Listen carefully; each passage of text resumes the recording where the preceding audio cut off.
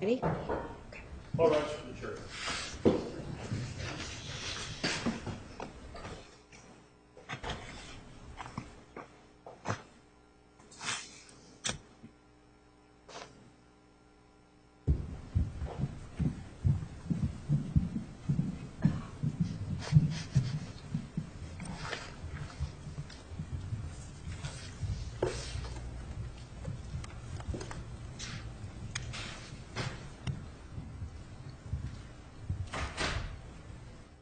Please be seated. Record will show the presence of the jury, the defendant, and counsel. So may conduct redirect examination.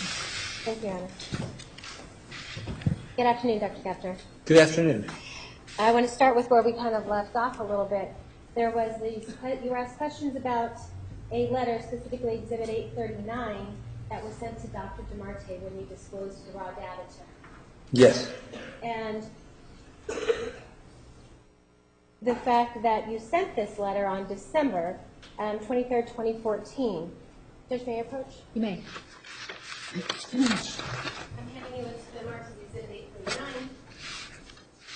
Yes. When you sent this letter, Dr. Geffner, were you trying to explain the difference with the correction in the labeling for the DATS test? Objection leading. Overruled. Yes. Yes. And did you explain that clearly to Dr. DeMarte? Well, I thought it was clearly explained. Okay. And that's contained in the letter in December of 2014? Yes. Along with, this went with the raw data that we've gone over today. She got copies of all the corrected and the other information. Okay. And when you say corrected, you're just talking about the labeling, or are you talking about just the labeling on Yes, DATS? the scoring was the same. There was no change anywhere else. It was just a labeling, and so that was sent back to her. Okay. And you were asked questions about when you received raw data from another psychologist, whether or not you had to sign anything. Correct. And compared that to when you sent information, or raw data specifically, to Dr. DeMarte, you were asking her to sign something. Yes. Okay. What's the difference? Why did you ask Dr. DeMarte to sign something avowing that she was licensed and that she was trained in these tests and that she knew better than to disclose raw data? Well, two things. Part of our normal ethical codes and responsibilities and the information we get from test manufacturers is all the things you just mentioned, that the person is licensed, they're trained, and they don't release. That's just part of what we all are. And so since we're all like that, we normally assume that another licensed professional knows that. As I mentioned, that statement that Mr. Martinez asked me is on the bottom of all our forms if we send that form. The difference here is because of her testimony and actions in the first part of this case, where she indicated that she allowed Mr. Martinez to copy the questions and answers on the TSI. And once she said that, then that's a violation. I mean, we just showed how I'm very uncomfortable with the raw data. I don't mind another psychologist having it. That's pretty routine. But opening it up to somebody else, an attorney or somebody not trained, is a serious issue. And questions the validity, because the validity of the entire test can be destroyed if everybody has it on the internet or knows about it. So she had testified she had done that, and then in other questions, it was clear she had not really administered the TSI much, and did not even know about some of the scales on it, or that a new version had come out. Not that she chose to use the first version, some people do, but that it was even out. So that called into question what we normally assume by other psychologists is A, you don't release the data, and B, you're trained in that and you know that. Because I had that evidence. So Dr. Geffner, let me ask you. So then at the point in time from, and this is her testimony from another trial in front of a different jury. That's correct. Okay. And in that testimony, based on what she said, based on what she admitted, did you understand that she released raw data, something that's copyrighted material, to somebody who is not a professional, Mr. Martinez? Yes, by release, allowed him to copy it.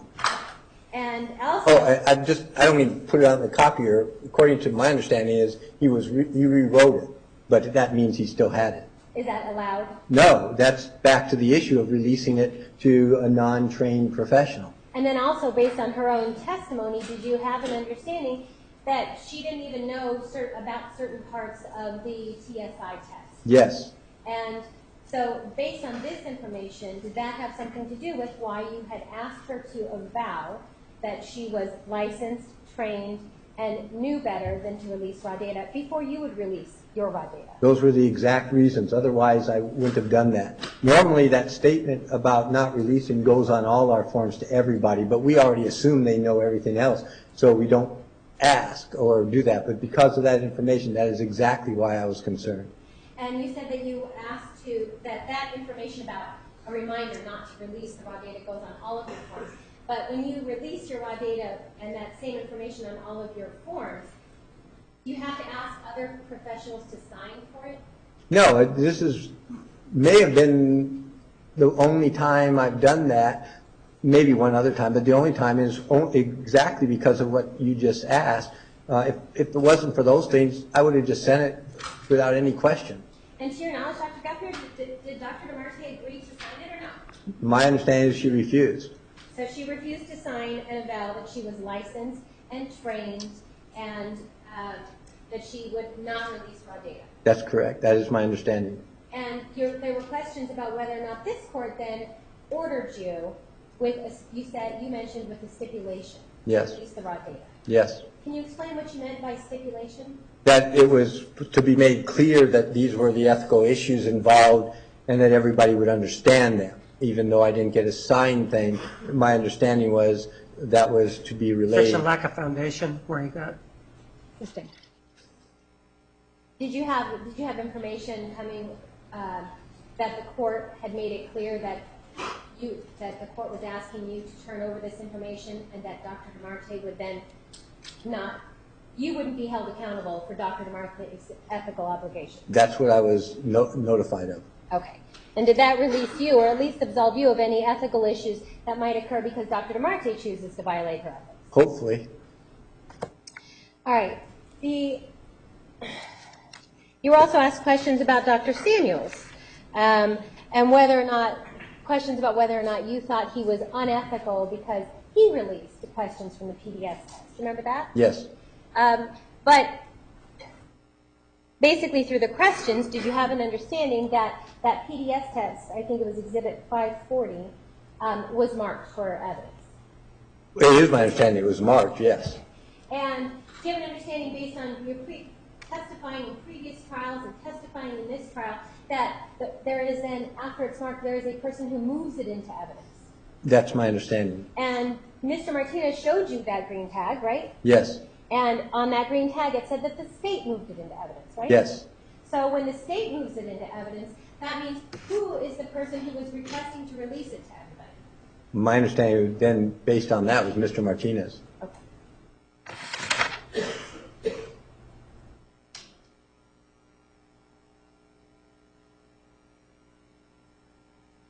You were also asked questions about releasing the raw data sometime after September 23rd, 2014. Yes. And did you tell us that you released it as soon as this issue about raw data was cleared up? Yes, within a day or so. And at September, as of today, January 26, 2015, do you have any substantive notes from Dr. DeMarte? No. There's a lack of foundation, substantive. Sustained. Do you have any notes that has described Dr. DeMarte's opinions in any way as of January 26, 2015? No. Judge, may we approach? You may.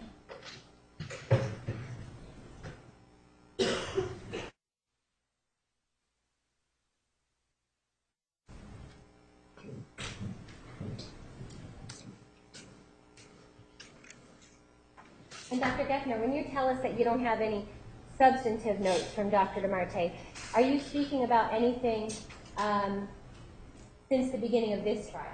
That's what I was referring to. Okay. And do you have her raw data? In fact, did you testify to her previous tests that she gave? Yes. And that was back in 2011. Is that right? She administered then. I didn't. You asked me when she administered the test? She administered the test in 2011. Yes. and her notes were written in 2011. Yes, Do you have all of those items? as far as I know. Okay. Since that time, and since you disclosed your raw data to Dr. DeMarte, and since you disclosed all of your notes to the state, have you seen anything substantive from Dr. DeMarte since that time? No, I have not.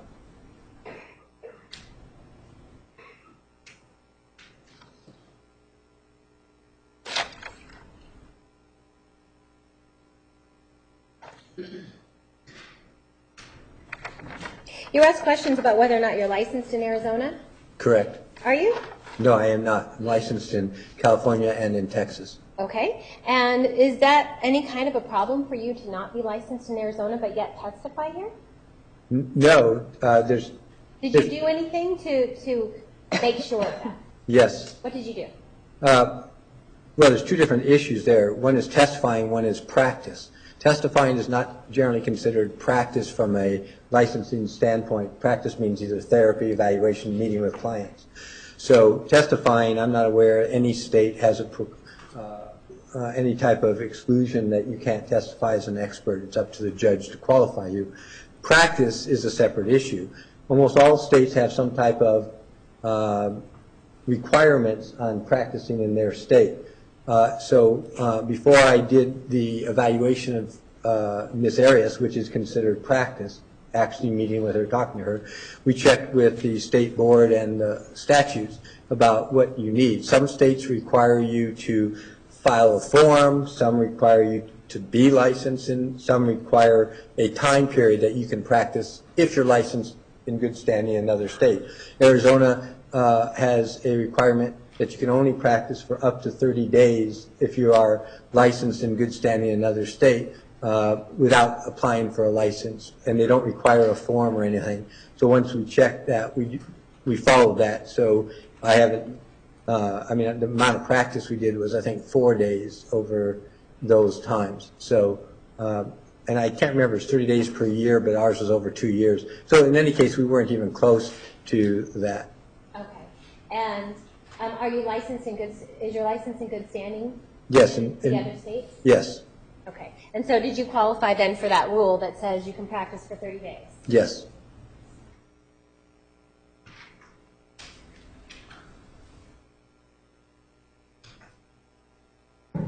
You were asked questions about witness one's interview with Dr. Platt. Do you remember that? Yes.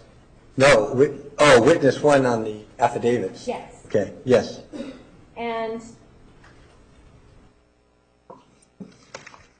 you were shown just a partial, Exhibit 825, you were shown just a partial part of his statement. Do you see that? Yes. And this is all you were shown by the state, is that right? That's my recollection. Okay. And the questions you were asked about whether or not, in your questions, in the questions to you, you were asked about whether or not Mr. Alexander admitted ownership of the pornographic pictures that were found on Bishop Parker's computer, communal computer. Do you remember that? Yes. Okay. And you were shown another partial statement that said at first Mr. Alexander had denied ownership, right? Yes. Was that the whole story? No.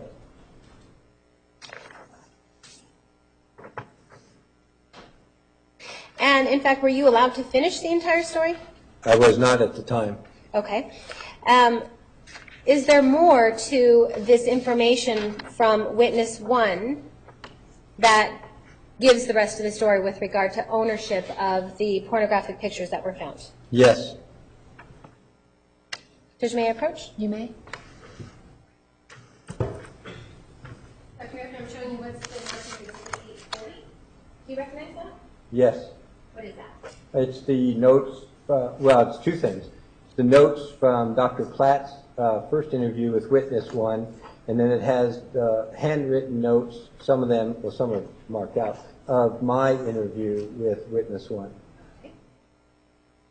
Does this give the rest of the story that you were Yes. Objection, improper question, not allowed. Sustained. Does this give the rest of the story? I believe so. Okay. Judge Defense moves for admission exhibit 840.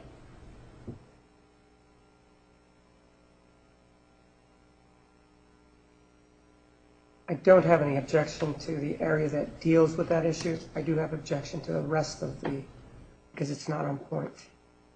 Approach, please.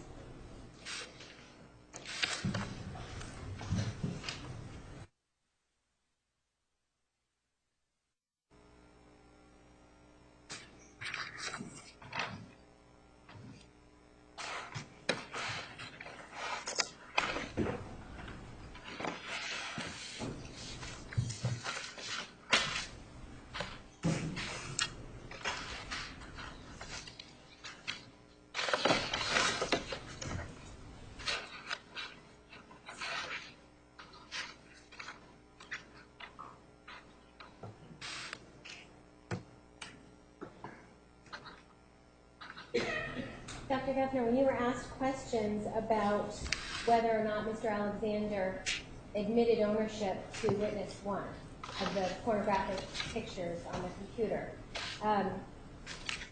were you shown just a partial bit of a statement that said, at first that said, Travis denied it despite it being from his screen name and from AOL and on the computer itself? Yes. Were you not shown the rest of that statement that comes after that? Or the one near the end. Neither one. All right. And the rest of that statement goes on to say he starts to break down after a witness lays into him about the photos and DM. It goes on to quote, this is the witness. Objection beyond the scope of 106, and if we may approach. You may approach.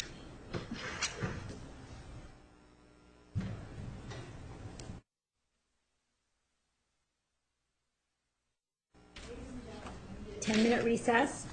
Please remember the admonition.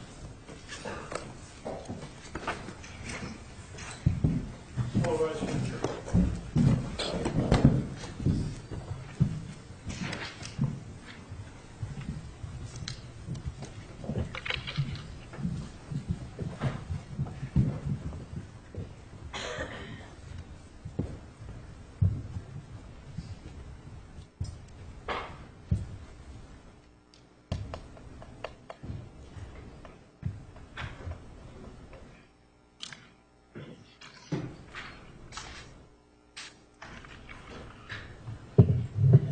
The record will show the jury has left the courtroom. Please be seated. Ms. Wilmot, you may continue outside the presence of the jury. Thank you. Dr. Geffner, the rest of that statement, the entire statement reads, let's post it. Quote, Travis, the computer crashed. See me ASAP. End quote. On the computer. Travis wakes him up around 2 a.m. They go to witness's car in the street. Travis denied it, despite it being from his screen name from AOL and on the computer itself. It goes further. He starts to break down after witness lays into him about the photos and then in a quote, Travis, you are not who you are supposed to be. You would be homeless if I told the bishop.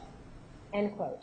Goes on. Travis confides in the witness that at the age of 12 he was sexually assaulted. The assailant was 15 years old. Travis was violently sodomized and he bled for about 3 days. Travis knew the person, parentheses, either a neighbor or something like that, seemed to expect the witness to know who it was, end quote. It happened on a camping trip or in a camper, didn't hear from Travis for several months. Based on that entirety of the statement, and you're speaking with the witness, did you have an understanding as to whether or not Mr. Alexander admitted to ownership of the photographs, pornographic photographs? Did he admit ownership to that to the witness? Yes. How do you know that? That's what he said. In there, there's a line down there, which means that's why I asked him. And when he said broke down, he says yes, and he admitted, and then he went on to explain. So that's why it was already there. And then at the end of the interview, he comes back to it, saying, "Is it okay to say this?" Okay. he says witness found himself a very forgiving person, got past Travis' incident with the computer, and there's my note C earlier where he, again, according to him, had admitted it, finds Ms. Arias credible because he saw stuff like that, interest in young boys long before she met Travis. So in different ways, yes, I mean, he definitely said that he broke down and admitted it. Mr. Martinez, you may cross on this issue.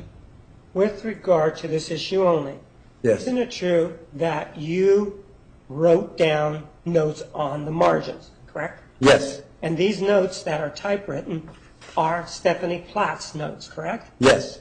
Your notes are the ones that are in writing when you spoke with this individual, correct? Yes.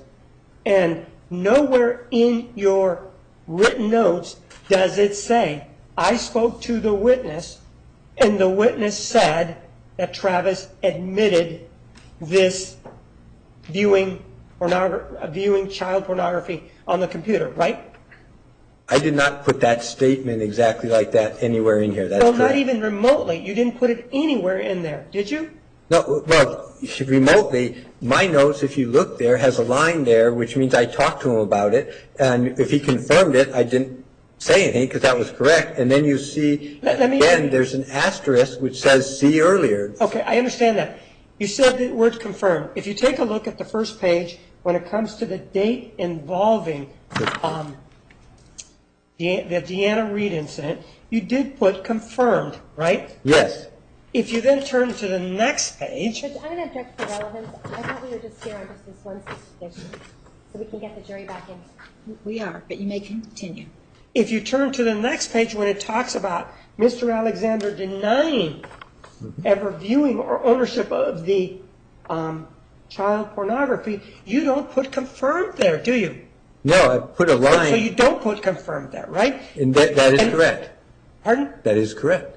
And you look, and what you're saying is, in this conversation with this individual, that you sat down and you talked to him about whether or not Mr. Alexander admitted ownership of the pornography on the computer, right? Yes. And it was during that conversation that he told you what as to ownership of the pornography on the computer. He said Pornography on the that, computer. I'm sorry. He said that Mark had, he said that the witness had admitted it, and then he went on to say what else he admitted. I want you to specifically tell me, as best as you can remember, just say, what did the witness say? Judge, I'm going to object again. Could we have, I think the issue has been resolved. Dr. Geffner has said that he spoke with the witness. When he spoke with the witness, he understood that the meaning of that Mr. Alexander broke down and then admitted to other things and talked about in detail. And then further at the end of these statements, then the witness then went again and talked about it again, that this witness has a very clear understanding that the witness did, in fact, say at this time that Mr. Alexander did admit ownership of the pornographic material. But, Judge, an understanding is different than what the words that were spoken. That's why I'm asking him. What did the witness say to him? It's already been resolved, Judge. He said that that's what they discussed. All right. Anything else, Mr. Martinez, with regard to the balance of that paragraph? Sir, the other issue that is being discussed, the alleged abuse of Mr. Alexander, right? Oh, this sexual assault? right. Yes. That happened many years before the alleged incident of child pornography on the computer, right? According to them, yes. Well, that's what we're going by, right? Yes, yes. And spatially, it has, right? Say again? In terms of time, it has. It's many years prior, correct.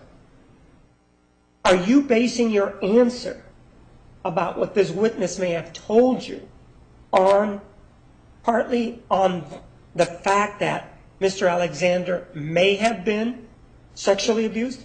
No. Okay, no. Then that means that has nothing to do with the computer, right? No, that's not correct either. The witness was explaining to me what Travis said to him as to why, and trying to explain to him why this was an issue, and then he went into this assault. So it's not me making the connection, they supposedly did. In terms of your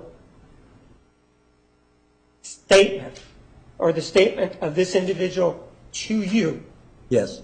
in terms of that statement and ownership of the child pornography on the computer, you don't need to explain about all this other stuff to tell us, I spoke to him about it, and he said, yes, he was on the computer, and that was his. You don't need that, do you?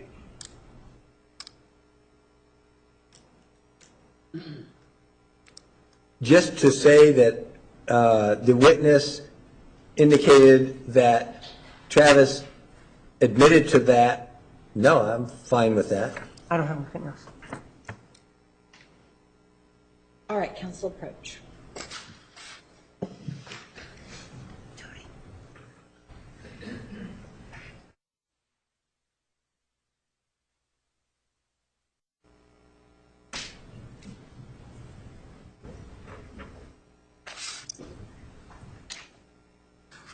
All right, ladies and gentlemen, sitting in the back of the courtroom, I'm going to ask that you not verbally respond in any way to any testimony you may hear. Thank you for your cooperation. Let's bring in the jury. All rise for the jury.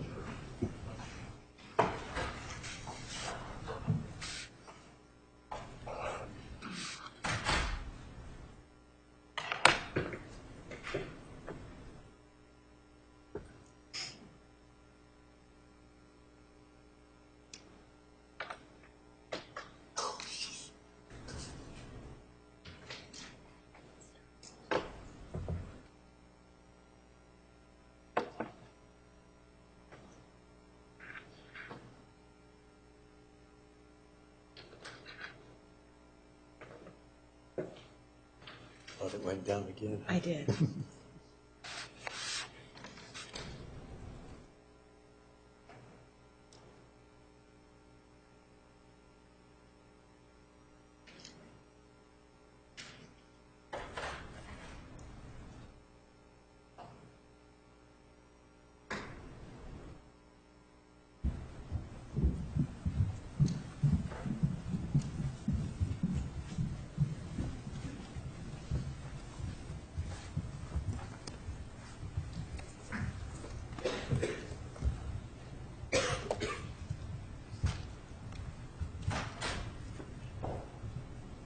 Please be seated. The record will show the presence of the jury, the defendant, and counsel. You may continue with redirect. Thank you, Judge. After we were going through questions about the rest of your conversation with the witness that Dr. Platt wrote notes on and that you also interviewed the witness. Yes. And the rest of the conversation after the brief snippet that says Travis denied it despite being from his screen name from AOL and on the computer itself. The rest of that is he starts to break down. Objection beyond this court's ruling. It's general, not specific. Not this part. Approach, please.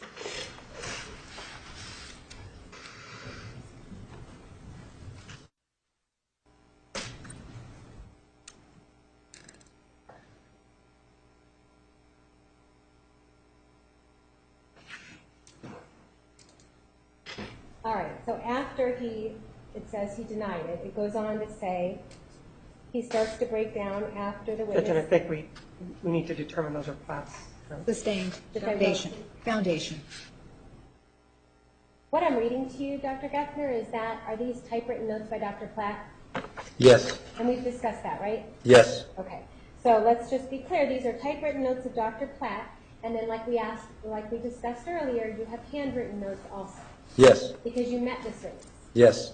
All right, so the typewritten notes of Dr. Platt, after the little snippet that the state allowed you to talk about, says he starts to break down after the witness lays into him about the photos and Deanna. Do you see that? Yes.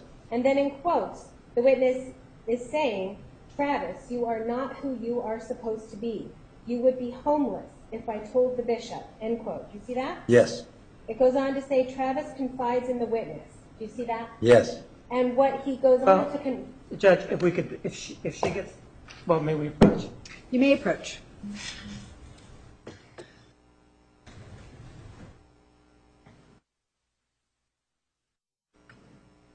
Dr. Geffner. Oh, I'm sorry. And Dr. Geffner goes on to say, Travis confides in the witness. And then the rest of that conversation deals with Mr. Alexander confiding in the witness that he had been molested when he was younger. Is that right? Yeah. Judge, I'm going to object. Again, if we may approach. You may approach.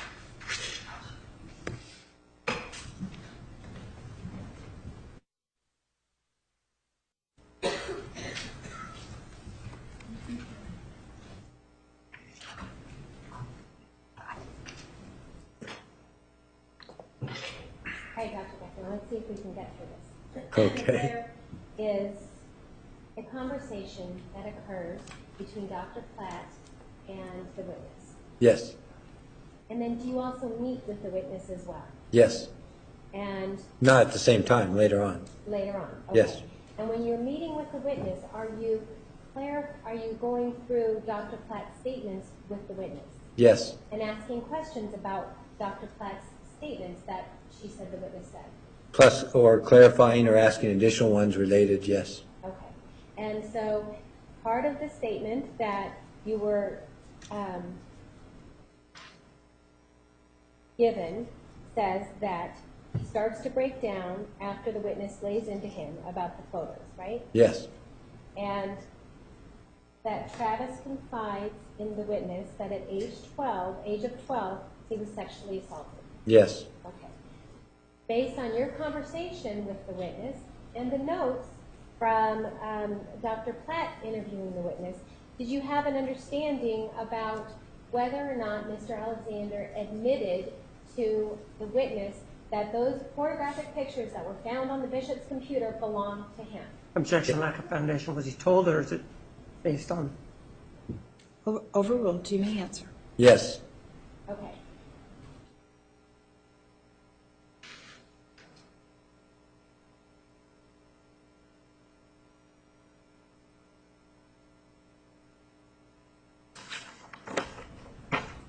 And are you further aware that the bishop actually remembers his communal computer having issues Objection, with- facts not in evidence, and if we may approach.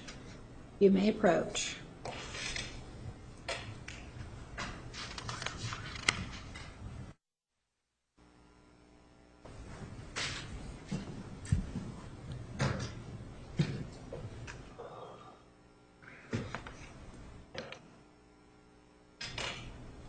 Hi, Dr. Geffner. I was just asking you, are you aware that Bishop Parker, with whom that Bishop Parker remembers his communal computer having issues with pop-up pornography ads? Yes.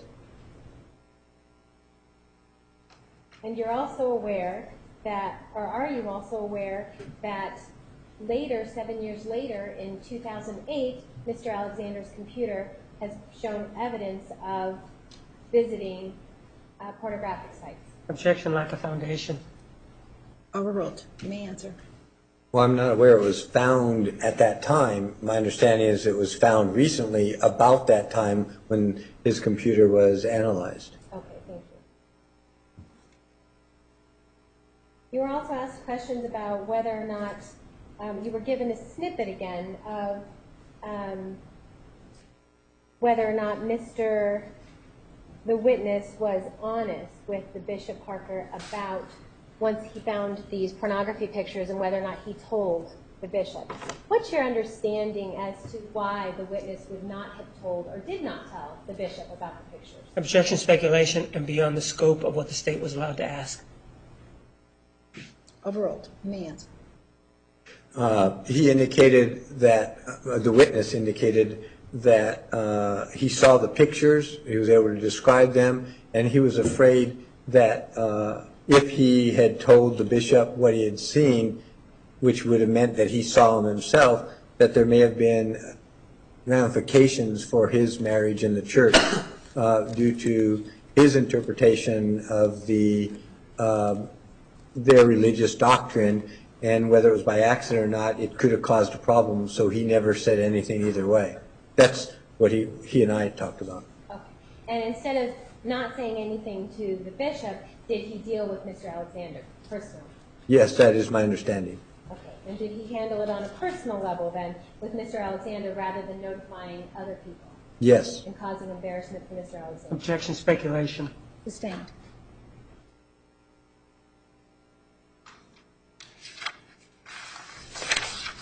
The statement that was made by the witness has other information in it, is that right? Yes. And you also were shown an affidavit, Exhibit 819. This is an affidavit of the same witness, right? Yes. And between the two, do they both discuss the fact that this witness initially met Mr. Alexander through a young single adult program at the LDS church? Yes. And do they both discuss that he met him around 1996? Yes.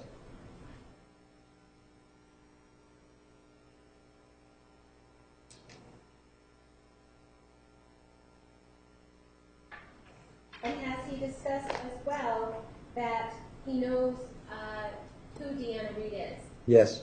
And that he met Deanna Reed sometime before this incident? Yes. And that, did he further go on to say,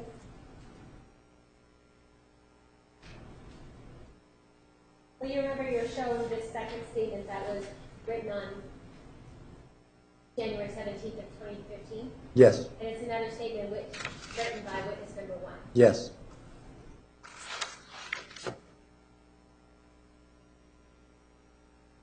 And in this particular statement, does he provide information about how he knows Deanna Reed? Yes. And why he would recognize her? Yes. And why he would know what she looks like? Yes.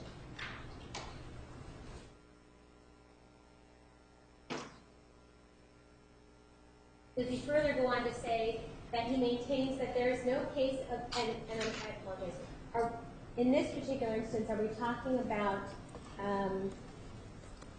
the incident where the witness and his wife walk in on Mr. Alexander and Deanna Reed as Mr. Alexander is yelling at her? Yes. Okay. And there was some discrepancy as to the timing of when this happened? Yes. Okay. And with regard to that discrepancy, does this witness then maintain that there's no case of mistaken identity? Yes. And as previously noted, he knew exactly to whom he was talking. Yes. And does he go on to say that there's no question in his mind that this incident involved Deanna Reed? Yes. And he says that the only other possibility is that I have made an error in the citation of time frame. Yes. Okay. He notes, and then going back to the timing of it, he notes that Deanna Reed claims to have returned from her mission in November of 2001. Yes. And that on the night in question, she did indicate that she had been home a couple of days. Yes. So does he concede that it's possible he could have had the time period wrong? Yes. That this incident with Deanna Reed and Travis Alexander might not have occurred in January of 2001. Yes. And that instead it might have occurred when he and his wife were visiting at the bishop's house during the holidays in November or December of 2001. Yes. Other than the time difference, based on your conversations with this witness and the notes of this particular witness, is there any question in this witness's mind about what he saw Mr. Alexander doing to Ms. Reed? Objection, speculation, and invades the province of the jury. Overruled. No.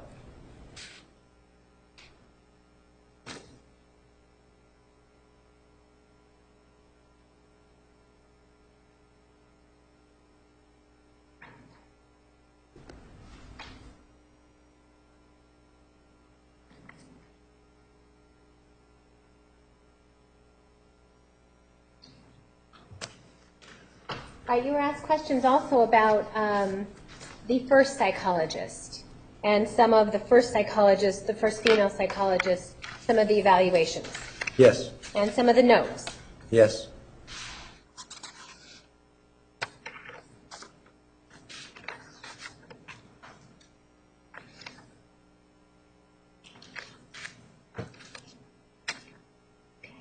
And were you asked questions about this masturbation incident that occurred sometime in January of 2008?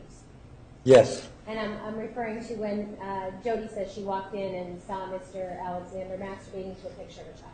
Yes. Okay.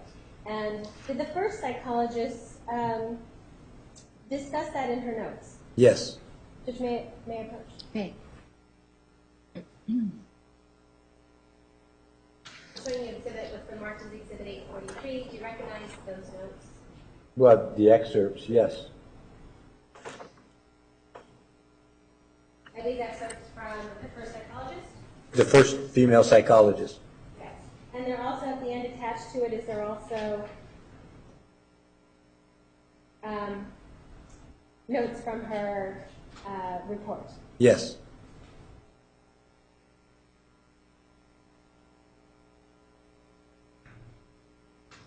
This depends on move into evidence exhibit 843.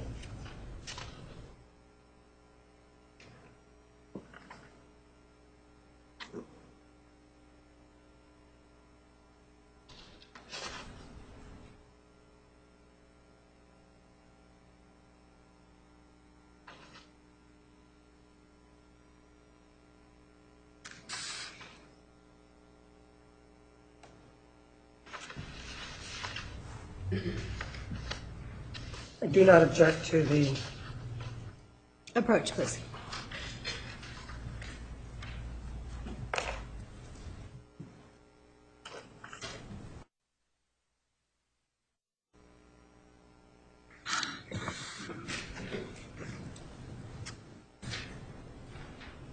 Exhibit 843, Exhibit 843.001, and 843.002 are admitted. Thank you, Judge.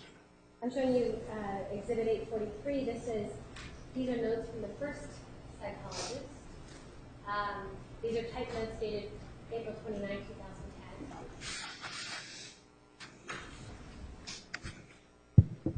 And in these notes, the notes indicate sometime in the second half of January 2008, walked in on Travis masturbating to young boys' pictures.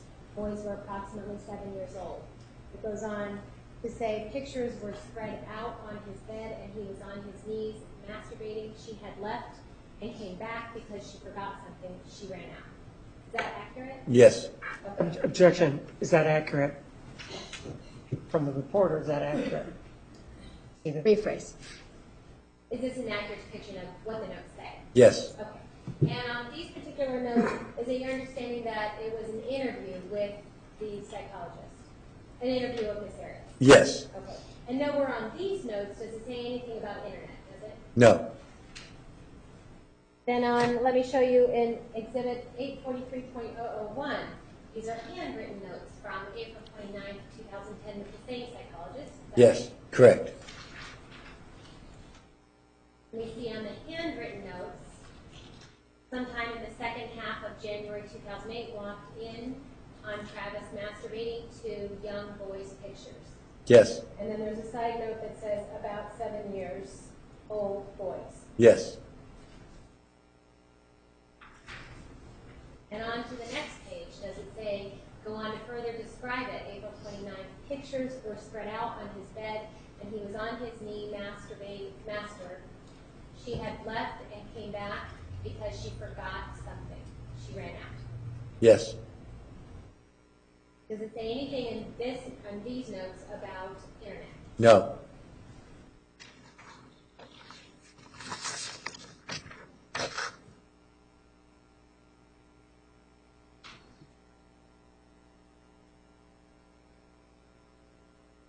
You were, on cross-examination, you remember being asked questions about a letter that Ms. Arias had written to Mr. Alexander's family. Yes. And in that letter, she describes a scenario about intruders actually committing the crime. Yes. Is it your understanding that Jodi has since disavowed that story? Yes. And has she admitted that she's the one who killed Mr. Alexander? Yes. And I'm showing you Exhibit 843.002. This is the psychological evaluation from the first psychologist. Yes. It's not the first, by the way. It was first female is where we were First getting. female psychologist, I apologize.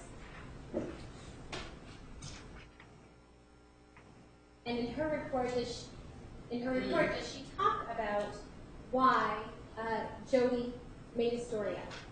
Yes, in part. And in part, does she say, as Jodi... Judge, before we do that, could we approach, please? You may.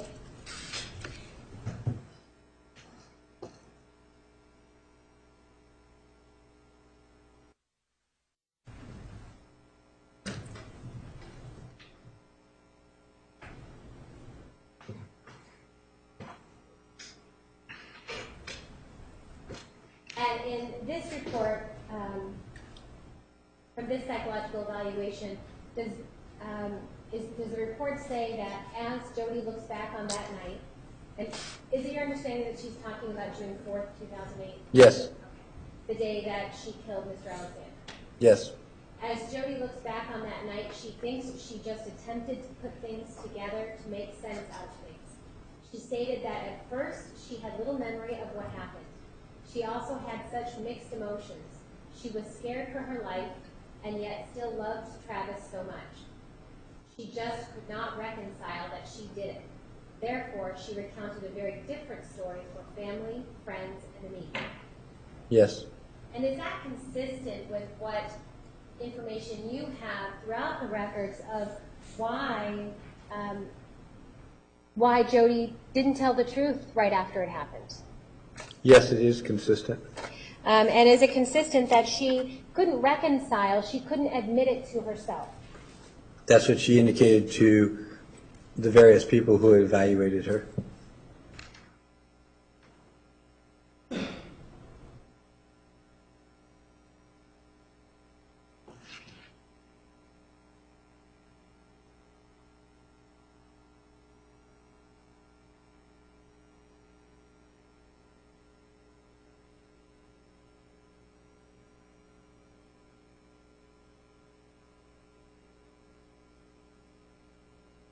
And you were asked questions about this incident when she walks in on Mr. Alexander masturbating. Throughout the record, are there consistencies found throughout the record that she walks in and sees him masturbating to pictures? Yes, except for the one time in the notes that we mentioned and saw before where it says computer by the first female psychologist. All the others refer to pictures. And was there a previous testimony given last year that talks about pictures? As far as I know, yes. And the first psychologist, is that the only place you see that mistakenly wrote internet? Yes, that one time, as you showed, the same psychologist put it as pictures the other times, and her final report indicated pictures, but that one that Mr. Martinez showed said computer, or internet, I believe. Okay. You were asked questions about your summary. Yes. Summaries that you make. Yes. And the summaries that you make, what is the point? Well, a few points. One is to try to condense down key information in a large or complex case with lots of records. So it evolves over time, and we keep adding to it, correcting it. So it's to provide basically a condensed version of key things, and then also try to help prior to testimony in refreshing and looking at the picture as we try to put the picture together. Okay. And are you continually, when you write your summary or when your staff is going through and reviewing things, are there questions that pop up? Yes. And when these questions pop up, do you attempt to resolve or answer them? If it looks like it might be significant, yes. Okay. And it changes, it keeps going. So in other words, it's written as we go along. So somebody could find a staff person, and different staff are reviewing different things, find a question like how many children, this is nothing to do with this case, but how many children does she have, doesn't know from that, and puts a question. Somebody else may say, oh yeah, she has 3. And then if we either make a note, or sometimes we go back and eliminate it or correct it if we can. But yes, those separate notes in bold and whatever are basically, as we go along, any questions or comments by either my staff or myself. Okay. And as they're answered, does the summary change? Do you put the answers in there? Yeah, sometimes we don't necessarily go back to everything, but the significant ones, if we get the answer, we either try to change it, or at least we may write it like notes in mine. I'll say, the answer is no, or something like that. Okay, and so when that happens, is there an updated summary? Yes, it's continually updated, and then normally we send it back to whoever, the attorneys, at different time periods. Otherwise, you could be sending it every day. If requested, which is often the case, when we send one and give it to them, and then we make changes, oftentimes we'll do what's called track changes. So it's easier for the others to see what was changed. And so that's what we did in this case also. Okay, and you were asked questions about when there is an updated version of your summary, because the answers might have been found, whether or not that meant that you changed your position on something. Is that an accurate way to say it? No, the summary is not a position at all. In other words, there's not a conclusion, there's not a big picture, it's not a diagnostic impression or anything like that. It's the records. And it actually doesn't include our own testing or things like that. It's the records that we then put together with everything else to come up with, to use the term that he used, a position. To me, the position is the big picture conclusion that I went over last week. That's the position. These are not positions. Okay. All right, we're going to take a 10-minute recess. 10 minutes. Ladies and gentlemen, please remember the admonition. All right, jury. This is a real one again. Yes, okay.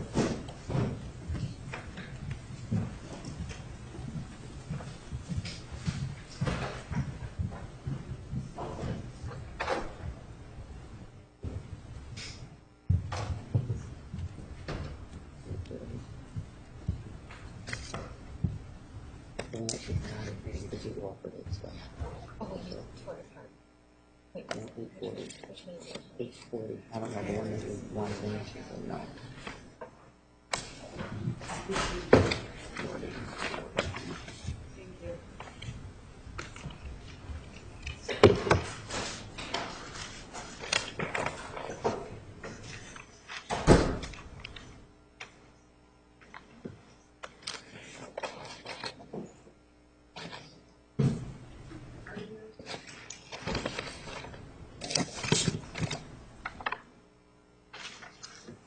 Dr. Geffner, do you remember being asked questions about the difference in dates between January 22nd and February 5th?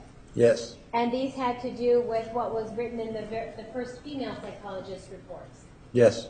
And in your summary, did you notice a discrepancy with what was written in that psychologist reports versus the rest of the record? Yes. And what was the discrepancy? The date. The date. And was there anything else that was discrepant about the description of what occurred? No. And is it important to you whether dates are mixed up or not mixed up? Well, we try to be as precise as possible, and we're looking for consistency.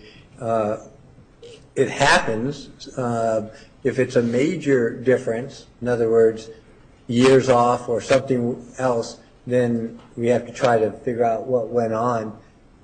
Sometimes we can answer it, sometimes we don't know. We just say, well, we have two different dates. The primary importance is whatever it's reporting. I mean, the consistency of the incident itself is of the most important. But then the dates we just try to put into timelines and sequence to try to figure out what went on. It's important, but less so than the actual description of what went on. Okay, and the first psychologist seemed to report that on February 5th is when Mr. Alexander broke Jodi's finger. Is that right? Yes. The rest of the record doesn't note that it was January 22nd. That's correct. And in fact, does Dr. DeMarte, the state's doctor, does Dr. DeMarte also indicate that he broke her finger the day after she walked in on him masturbating? Yes.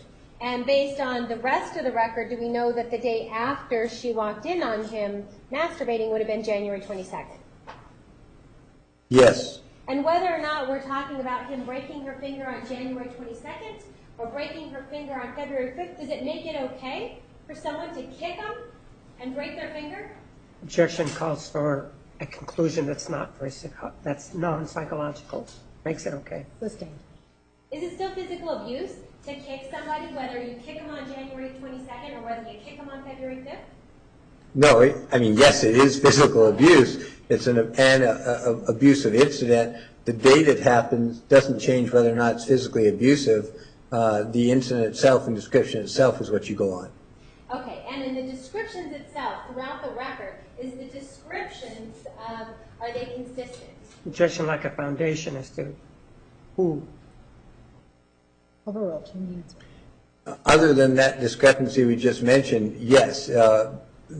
And in fact, that's why in our timeline we put January 22nd, because of the other information, like it was a day or two after the other incident. So that's how we were able to narrow down, and that's consistent with what others were told. Okay. And on February 5th, on February 5th of 2008, are you aware that Ms. Arias was fired from the restaurant meetings? Yes. Okay. And was that noted in the first female psychologist report? Yes. You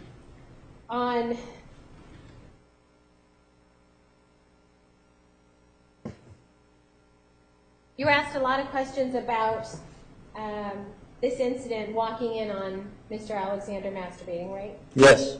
And the next day when Mr. Alexander broke Jodi's finger. Yes. And if we use the rest of the record that talks about the time being at towards the end of February.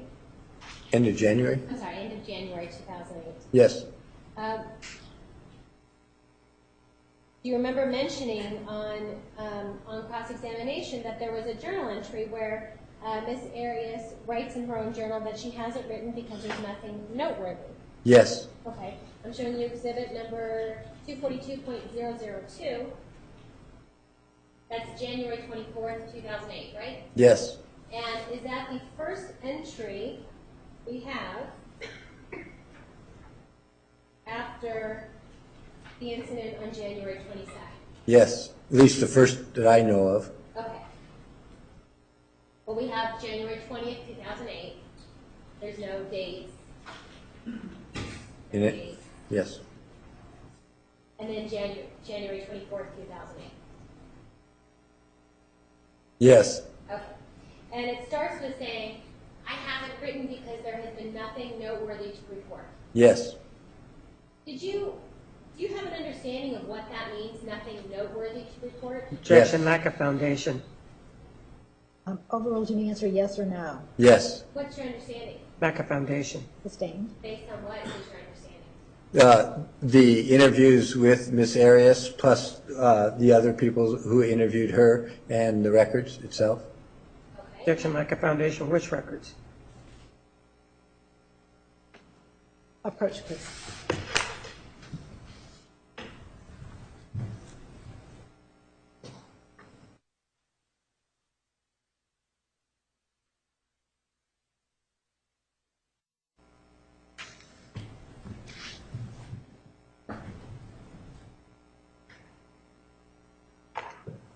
Generally speaking, in the record, is there an explanation about about not writing certain things in her journal? Yes. And is that throughout the record? Yes. And is that something that was discussed by several different professionals? As well as myself. Okay. And as well as yourself. So based on what you understand and what you learned, what does nothing noteworthy to report mean? Objection lack of foundation as to this key. Overruled. In general, this applied to the law of attraction that we talked about, where you're not supposed to say things that are negative or derogatory. You're supposed to try to focus on the positive. When there was nothing positive to report, then the idea was, then you don't report. And that's what she indicated too. And there's one of the examples that I mentioned last week, but I didn't remember exactly when it had been in her report when Mr. Martinez asked me. And that's one of the examples. I think she did that one other time that I remember, but it meant there was nothing positive to say in that time period. That's how she interpreted it. Okay. And so not writing specifics Well, specifics that were negative or detrimental or derogatory. Okay, and in the same journal entry, that is right after she walks in on him masturbating, and then he kicks her and breaks her finger the next day, we have her writing, speaking of Travis, he frustrates me and thrills me. I love, love, love him, and he sings to me. She goes on about that. And then she says, but it still remains that I cannot marry him. I can't quite put my finger on it, but something is just off with that boy. We've all got head problems, that's for sure. Yes.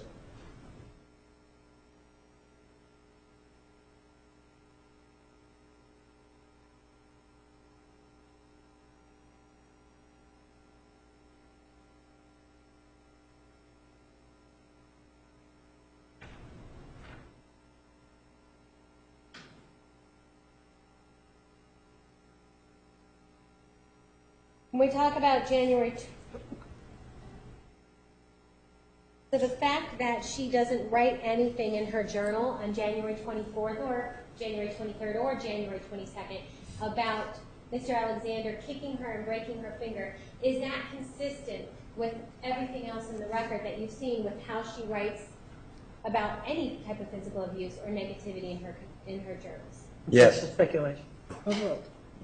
I'm sorry, you said Yes. Yes. yes, it's consistent? Yes.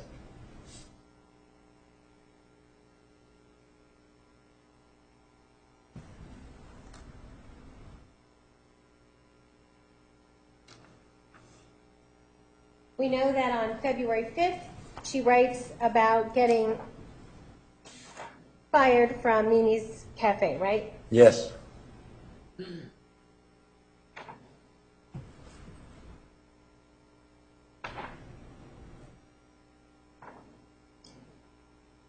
And after writing about getting fired at Mimi's Cafe, there is on the timeline a note that Mr. Alexander was emotionally abusive to her. Yes.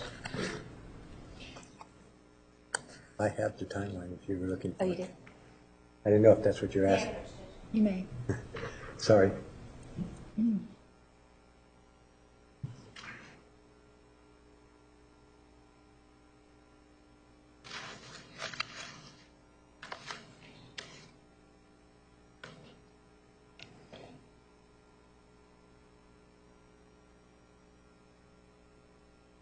Okay, and so we know in February it says Travis calls Jodi a fucking loser. Travis later apologized. Yes. And then we see the text message. Yes. So is there then evidence in the text messages between the two of them that shows that Mr. Alexander did actually apologize to Miss Arias? Yes. And that was on the same day or later that evening when he apologizes after she's fired from Mimi's. Yes, that's my understanding. And is that consistent with her reports of what happened? Yes. And I'm showing you Exhibit 440.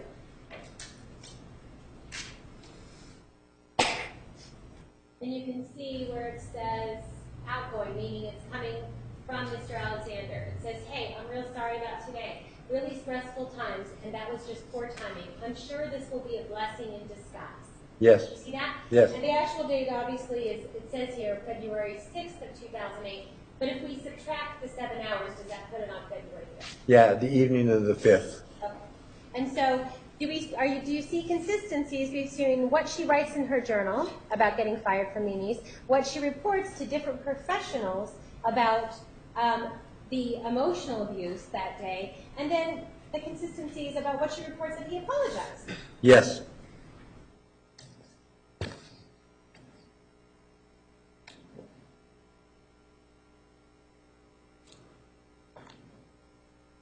You were asked questions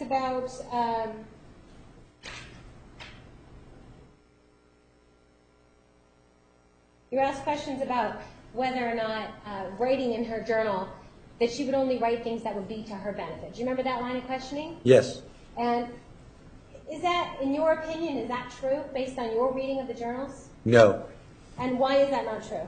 Well, because if she was trying to do it to her benefit as to lay out a foundation or for whatever reason, then there would have been all the details about all these incidents really play, not only there, they'd be played up. If you're trying to convince somebody that this was happening, then you would really want to emphasize that. And in fact, as we talked way back when I came the first time, we see just the opposite. If anything, there's minimization, denial. Even when she talks initially to interviewers and evaluators, there's minimization that goes on for quite some time. So if it was to, quote, to her benefit, then you would actually put all that in the journal so you can then say later on, see, aha, that's the evidence. And also, if there was any reason to believe that these journals were not helpful to her, she wasn't arrested immediately after she on June 4th, right? That is correct. So if there was any concern about her journals not being helpful to her, not being beneficial, couldn't she have just burned them? Could have done lots of things with them. Okay, and we never would have had any of them to read, would we? No. You were also asked questions about the different cases you've previously testified in, right? Yes. Okay. You were asked questions about the O'Rourke case? Yes. And in that particular case, that is about a trial judge who called you a hired gun, right? Yes. But that's not the whole story, is it? No. Was that a messy child custody case? Yes. And the trial judge, did he disagree with what you had to say? He disagreed with virtually everything I had to say. And what about what other people had to say? Did Any- he disagree with them too? Objection, relevance. Overruled. He disagreed with anyone who said anything positive about the mother, even the children's statements themselves that they made to either me when I evaluated them or my staff or to other people. Basically anything positive about the mother he disagreed with and actually made statements about it, including directed at me, the personal ones. That's the first time in my career a judge has personally attacked me. I mean, they may disagree with what I say, but he's the only one who's ever actually personally attacked me in that ruling that Mr. Martinez read. And ultimately, what happened to this judge? This was the last case that judge dealt with. It caused so much controversy in the community that some other attorneys and Foundation. Relevance. He's providing the foundation. Overruled. You may complete your statement. that some of the organizations there actually attempted to get him impeached, and there was quite a bit of campaign that I found out later on when I was doing a workshop in Louisiana. Two of the people happened to be at that same conference and came up and told me that he then was essentially forced to resign after that case, and as far as I know, isn't practicing as a judge. And is your understanding the reason why he was forced to resign was based on his biased nature? Yes, that's Objection, what. speculation, lack of foundation. Yes, that's what the people said, and that it wasn't just simple bias, that it was overt, and like I said, he personally attacked me, and he did others the same way, and the ruling, in many people's opinions, was so outrageous that that's what mounted the campaign. Okay. And then you were also asked questions about the professionals, the psychologists and the psychiatrists in that case as well. Do you remember that? Yes. And that you recommended them or referred them to ethics committees for their behaviors. I recommended that the client file ethical complaints against them, yes. And did you think that those two other professionals were unethical? My opinion was they were in many ways. The test they administered, the way they used it, they used a neuropsych test, for example, to assess parenting, which is just not appropriate. They actually made recommendations, as Mr. Martinez accused me of, in other cases, about the children when they had never met the children. They were making custody recommendations. And so there was a whole variety of things that I felt were not ethical, and I felt a committee needed to review them. And did you ultimately find out that that psychologist actually lost his or her license? Yes. Objection, relevance. Sustained. There's no reproach. Approach.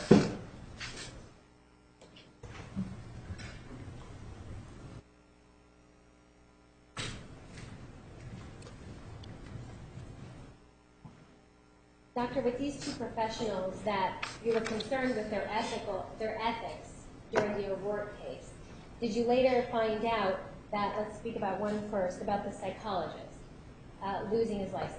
Yes. And how do you know that? Actually, a couple years ago, a colleague knew I had worked on a case and asked me if I had known what happened to the psychologist, and I hadn't. I don't see these things afterward. And he said, well, you may want to go to the Tennessee State Board and look it up.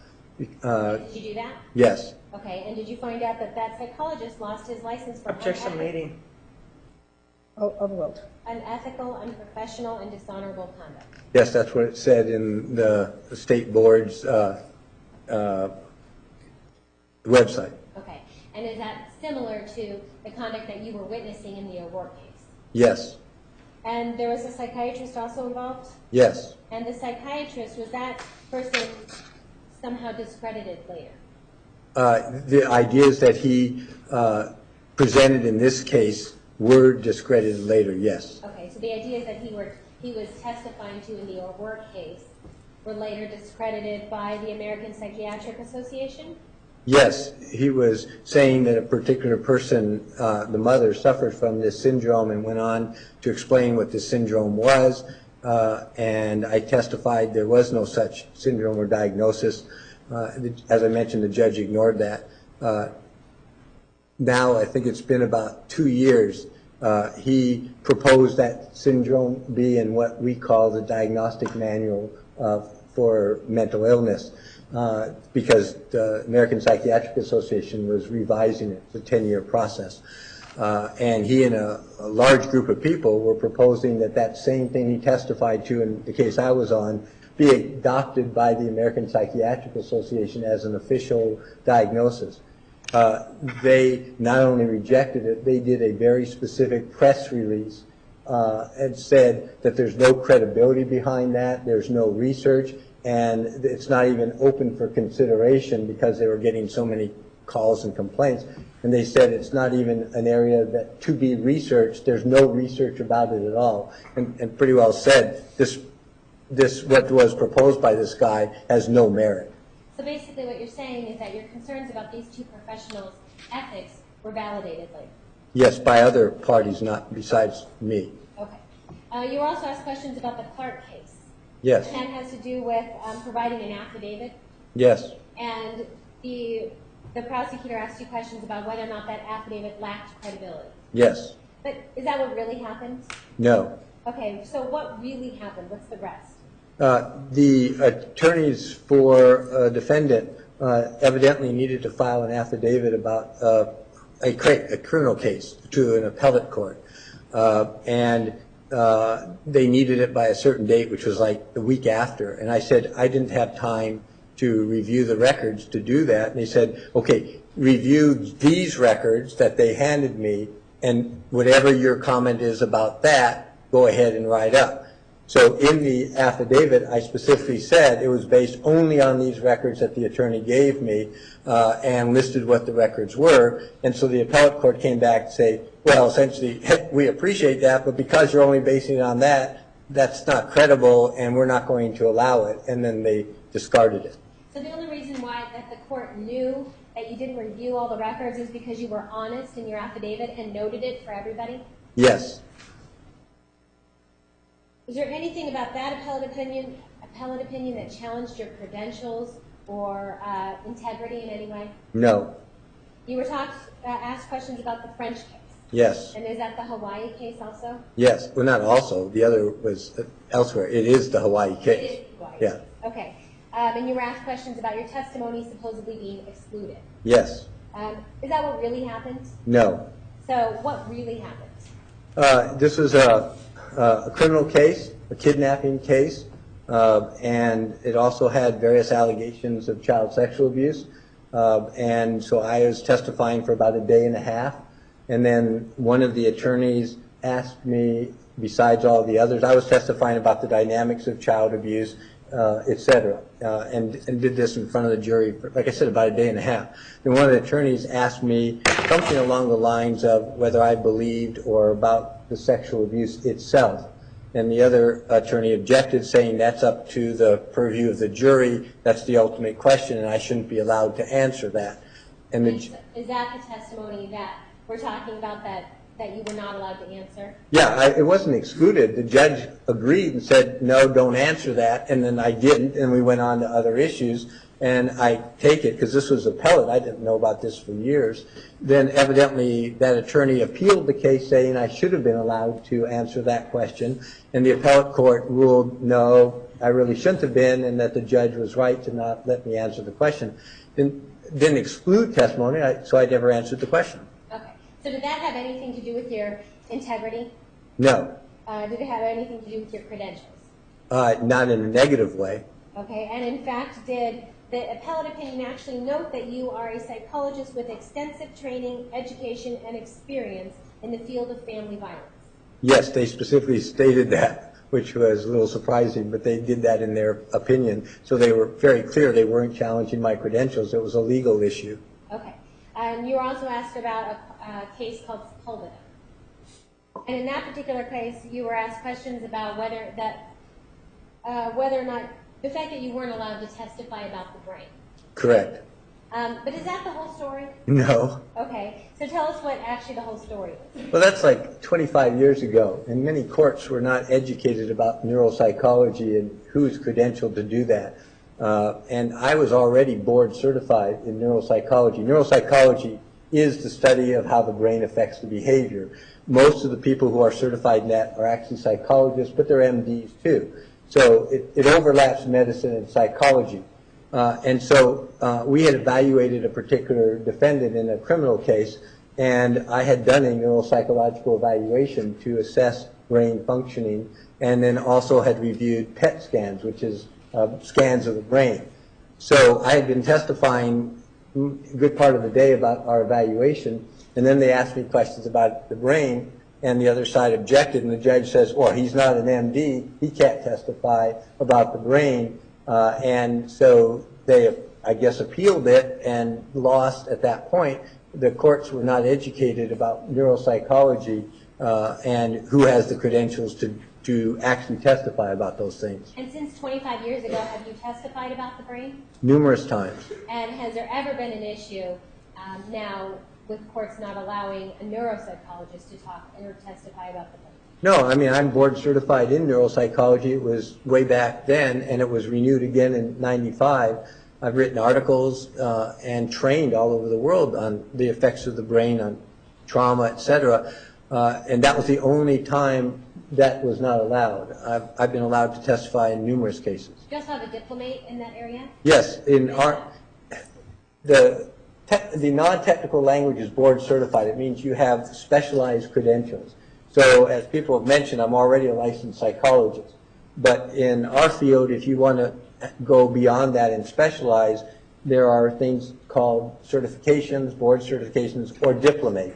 Diplomate is the term used, say, in mental health to show the highest level of recognition you can get in a specialized field. It requires not only licensure, but then post-license experience.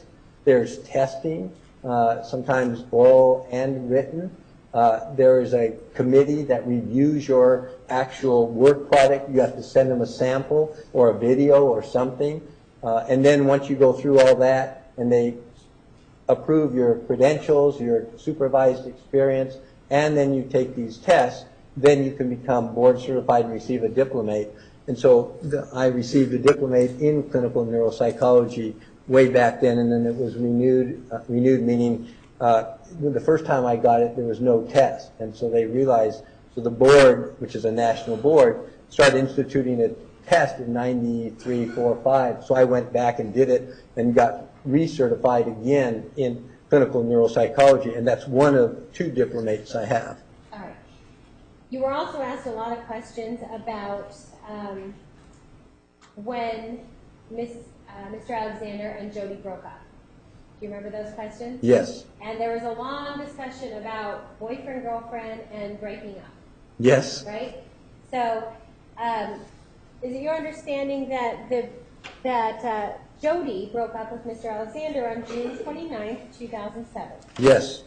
And was that after she caught him sexting with other women. Yes. And incidentally, is it your understanding that what she saw on his phone in 2007, numerous text messages with other women, is that similar to what we've seen, the numerous text messages to other women talking about sex in 2008? Yes.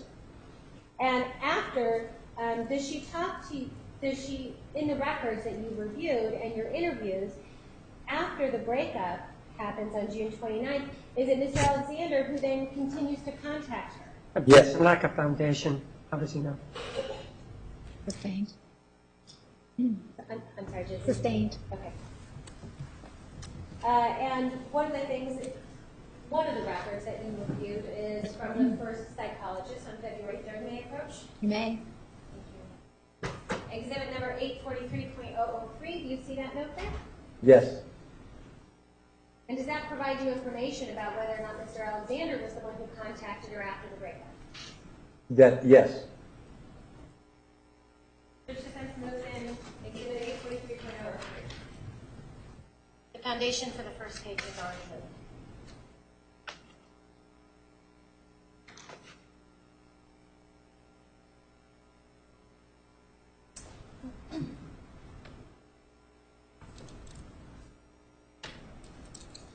I'm going to object as to foundation as to 843.003, and if we could just remark the other one, the first page, and I would object to that on foundation grounds. May I see the exhibit, please?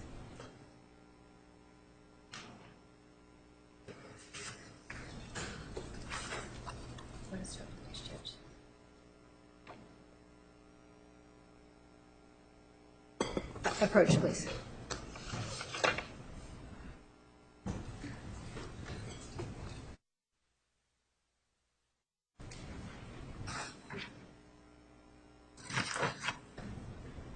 Okay. 843.003 is admitted. Geffner, you were asked the question about, in your review of the record, is there information that gives you the fact that Jodi broke up with Mr. Alexander for cheating on her on June 29, 2007? Yes. And is there also information in the record that after that breakup occurs, it was Mr. Alexander who continued the contact, trying to get back together? Yes. And I'm showing you 843.003. These are interview notes from the first female psychologist. And you see that on June 29th, she writes, 2007, Jodi broke up with Travis. Is that consistent with what you've heard in the rest of the record? And what I was told And what you were told? in the interview. And that's an interview with Jodi? Yes. Okay. And that she found, and then this is, the next sentence is, she found several girls and sexual incidents on his phone, graphic text messages. Couldn't handle it, waited 3 weeks to do it because they had 2 trips planned. She lived in Big Sur at the time. Yes. All right.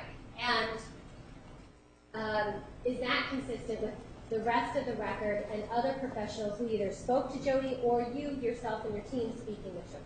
Yes. And then we have the rest that goes on to say, after breakup, he begged her, he meaning based on this conversation, does it appear that it would be Mr. Alexander? Yes. He begged her to move to Mesa, had already, and then in parentheses, had already thought of moving there to live with Rachel. Yes. He wanted to get back together. Yes. And is that consistent with what you have been told by Jodi? Yes. And is that consistent with the rest of the record? Yes. That after the June 29th breakup of 2007, does their contact continue? Yes. And whether or not you call them they call themselves boyfriend or girlfriend, were they seeing a lot of each other? Yes. And were they having sexual contact with each other? Yes. And were they texting with each other? Yes. And were they calling each other? Yes. And all of that, does that occur all the way up until she moved in April of 2008? Well, it happens after that too. Right, well, after April... There's texts and others. They're still texting and calls? Yes. Okay. And a plan, as you pointed out, to get together. I'm sorry? His plan to try to come see her again. Right, did he talk about wanting to come see her? Yes. Okay. And actually, incidentally, wasn't it Jodi who writes in her journal that she didn't think that was a good idea? Yes. All right, also on February 3rd, and this is from 2010 that Jodi is reporting to somebody that it was Mr. Alexander who was trying to get back together. Yes. Also, we were talking earlier about the fact that she doesn't seem to write down these abusive incidents in her journals, at all, right? Yes. The physically abusive incidents. Well, and as you can say here, and the verbal abuse too. Okay, and so is she telling the first female psychologist that she and Travis each read and watched The Secret? Yes. And we have in parentheses positive thinking. Yes. And is it your understanding that The Secret is a movie and a book about positive thinking? Yeah, the law of attraction is basically what we've been talking about. Okay. And do you see throughout the reading of Jodi's journals, do you see her talking about LOA or law of attraction? Yes. Okay. And so is she reporting here to a psychologist in 2010, so her journal does not include verbal and physical abuse incidents? Yes. She did have some of the verbal abuse in it, but he saw it and tore out those pages. Is that right? Yes. And Mr. Alexander, felt it was contrary to their belief from The Secret. Yes. And do you remember on direct, did we go through some of the journals where she discusses late 2007, Mr. Alexander being upset with her writing negative things? Yes. And that she is writing in her own journal that since Mr. Alexander was upset with her writing negative things, she's going to try not to. Yes.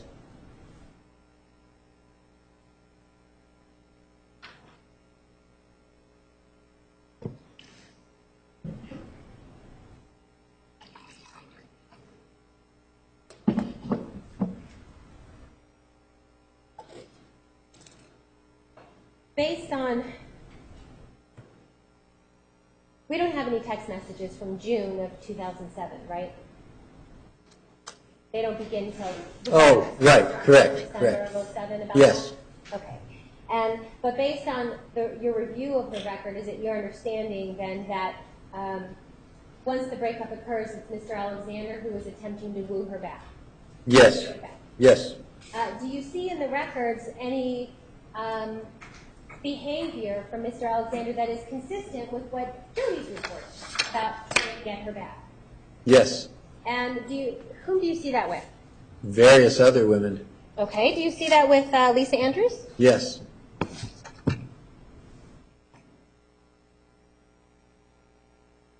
And we went through the emails before where we know that on December 7th, 2007, is there a breakup between Mr. Alexander and Miss Andrews?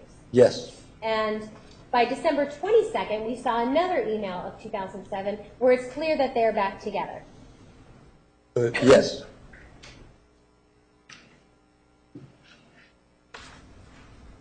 All right, and then in between that time, in between December 7th of 2007 and December 22nd of 2007, do you see the text messages? Do you see the text messages between Miss Andrews and Mr. Alexander? Yes.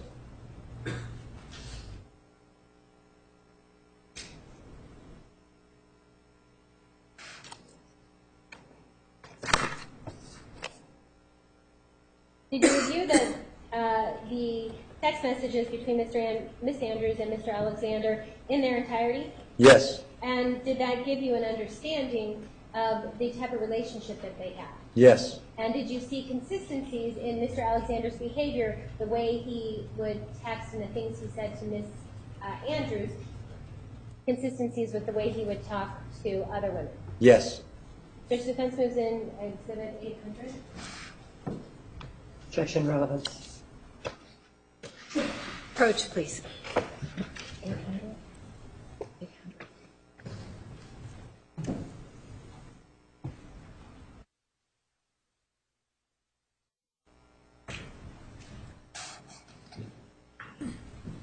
Exhibit 800 is admitted.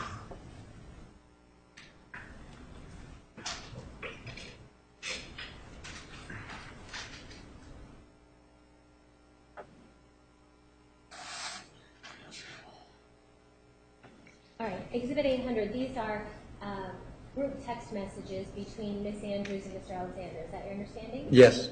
And their conversation basically by text? Yes, that's my understanding. Okay, and do these text messages have the same issues with the 7 hours ahead? I believe they do. Okay. And when we're looking for patterns of behavior or consistencies throughout the record, do some of these text messages provide that for you? Are they important? Yes. Let's look at page 9 of Exhibit 800. At the very bottom, we see outgoing. You see that? Yes. So that's Mr. Alexander sending to Miss Andrews. Yeah, I will. Sorry I scared you with my temper a few nights ago. It was an isolated incident. See that? Yes. And we know that they broke up, according to the email, around December 7th, right? Yes. That again is my understanding. On 2007, okay. Looking at page 13 of the text messages between the two of them. You see the very top of the page, incoming, starting with, when you look at me now, what do you see? Like, how do you view me? And he says, well, I'm not sure what you mean. I see someone I love and adore. My heart hurts a little bit. I see a wonderful person with wisdom beyond years and someone I love to talk with and spend time with. Why? And then it seems her concern is, through the rest of the reading of some of these text messages, was she concerned about him viewing her as just being somebody who they got together, they made out quite a bit, and that's really all he thinks of her. Yes.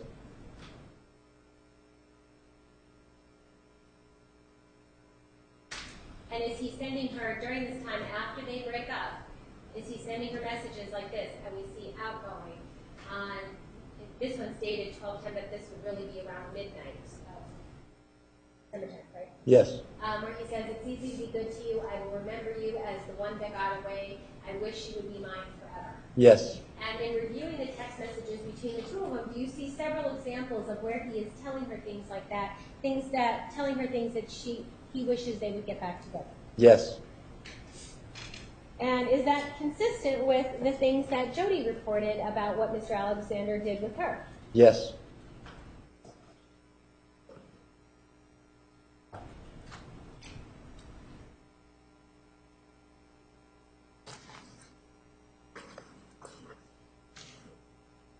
And we're looking at page 19 of the text messages of Miss Andrews.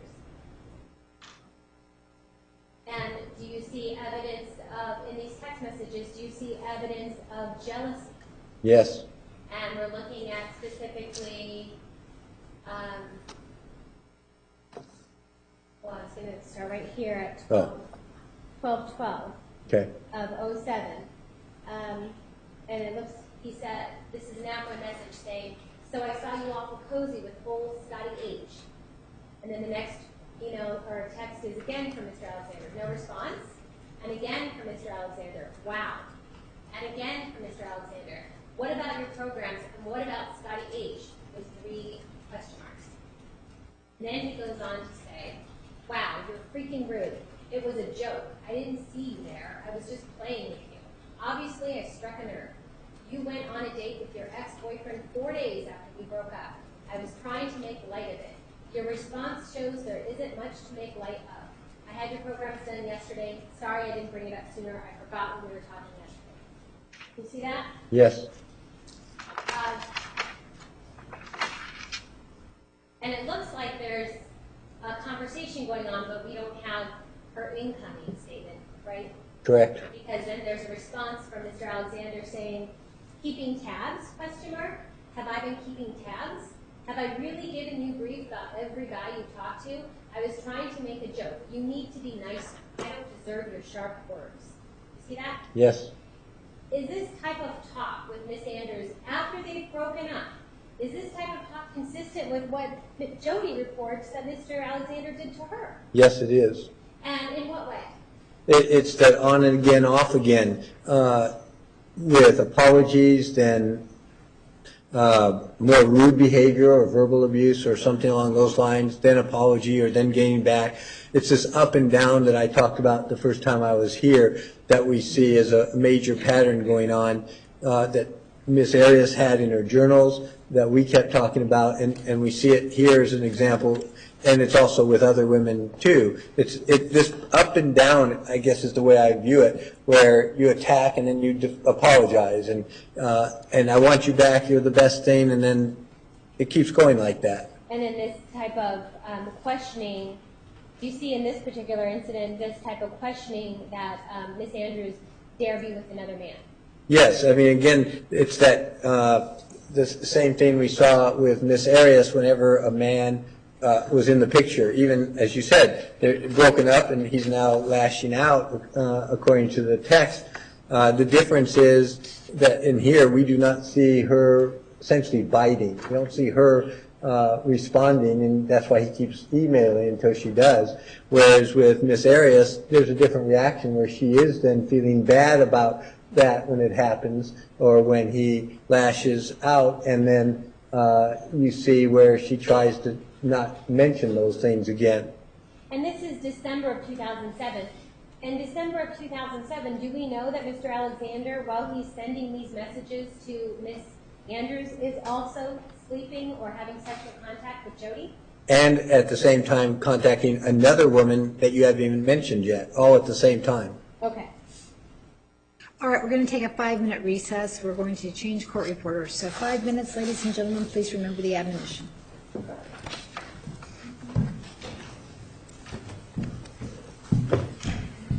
All right, to the jury.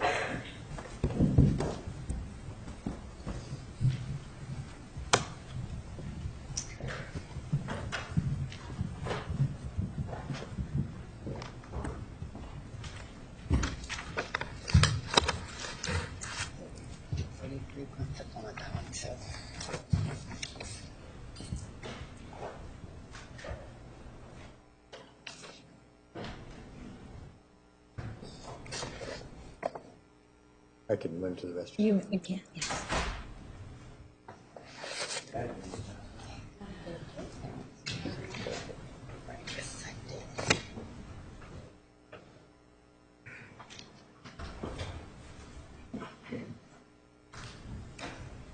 Randy.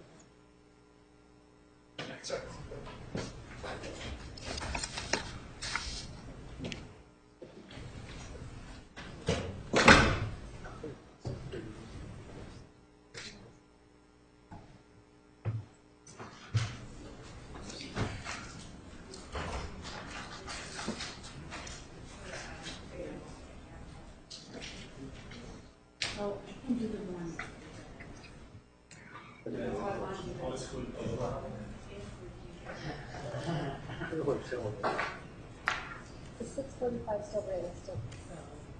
That I can finish. Well, it's realistic.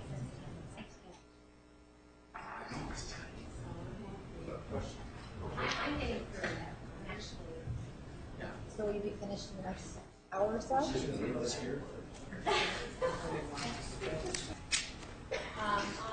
December 14th, or the late night of December 13th, this is outgoing to Miss Andrews. And is this showing us evidence of, or a pattern that you see in the record of the way Mr. Alexander tries to get back together with women who still have?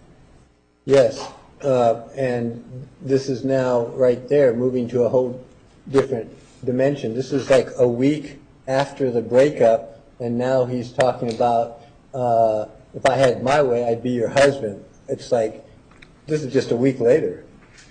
And so, is it your understanding that, well, and actually this was December 14th and December 13th, about a week or so after that, were they back together? Yes.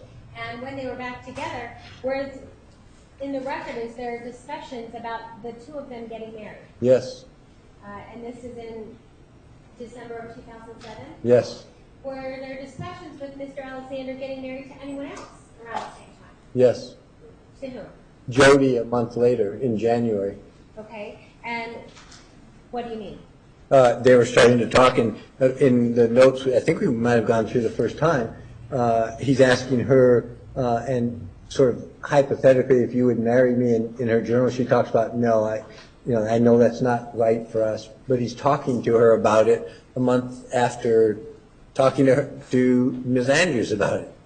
So, actually, I think we just looked at it on January 24th. Yes. I'm showing you exhibit number 242.02. So no, you're saying that Mr. Alexander is speaking about marriage? Yes. Jodi. Yes. All right, and we see here, we see that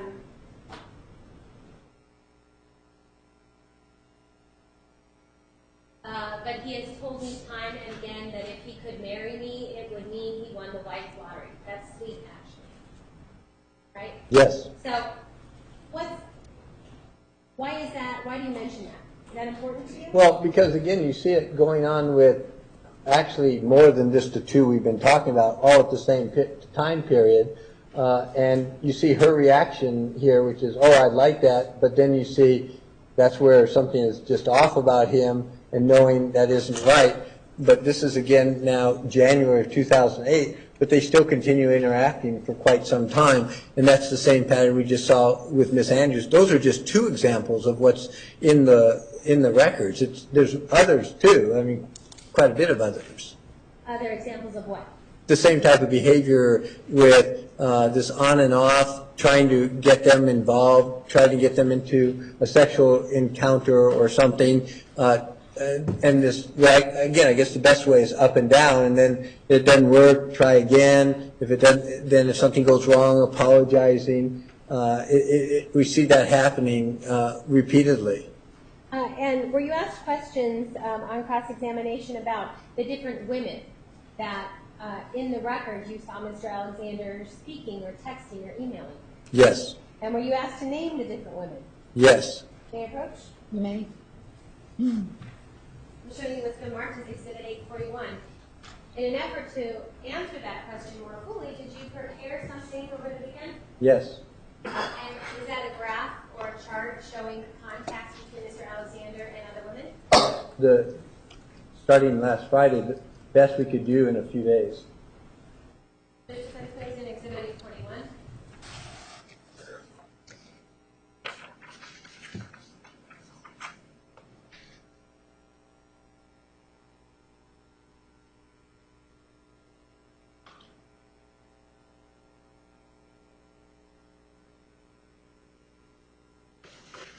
Objection, lack of foundation. Who is we that prepared this, and relevance?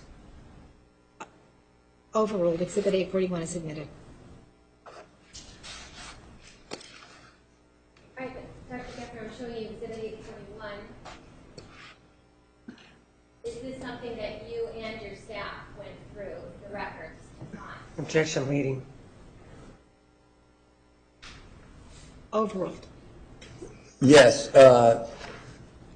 When he was asking, Mr. Martinez asked me women, I remembered some, but there were so many that I went back home, back to San Diego, and told my staff to start drafting and laid out the parameters. And two of them worked together on Friday and Saturday, then I went through it on Saturday and Sunday. All right, and can you explain what this is? Based on text messages, G-chats, or emails that we could document in the summary in a relatively short time, at least the women that we could identify and when they had interactions of some type with Mr. Alexander. So the chart part shows dates. So in other words, dates not of dating, but interacting, either including dating or others. So we know that starting back in September of 2006 is when Jodi met Travis and went all the way through June. And then here it's the dates they were actually dating, quote unquote. And this is similar for these others. So in this roughly 3, 4, 5 month period, you could see at least the ones we identify. I wouldn't say these are all of them, but the ones we could identify in the last few days of interactions he's having with other women all at the same time. So in the last couple of months here, you have 1, 2, 3, 4, 5, 6, 7, 8, 9, 10, 11, 12 that we were able to identify where there's interactions going back and forth. Many of them are the sexting we've been talking about or other types of events. Some started sooner than others, and these were just a few here. This is the one we showed the text of. I don't know how long that the relationship went or didn't go. I don't know if that was the one time that we saw. That's why it only has the one date.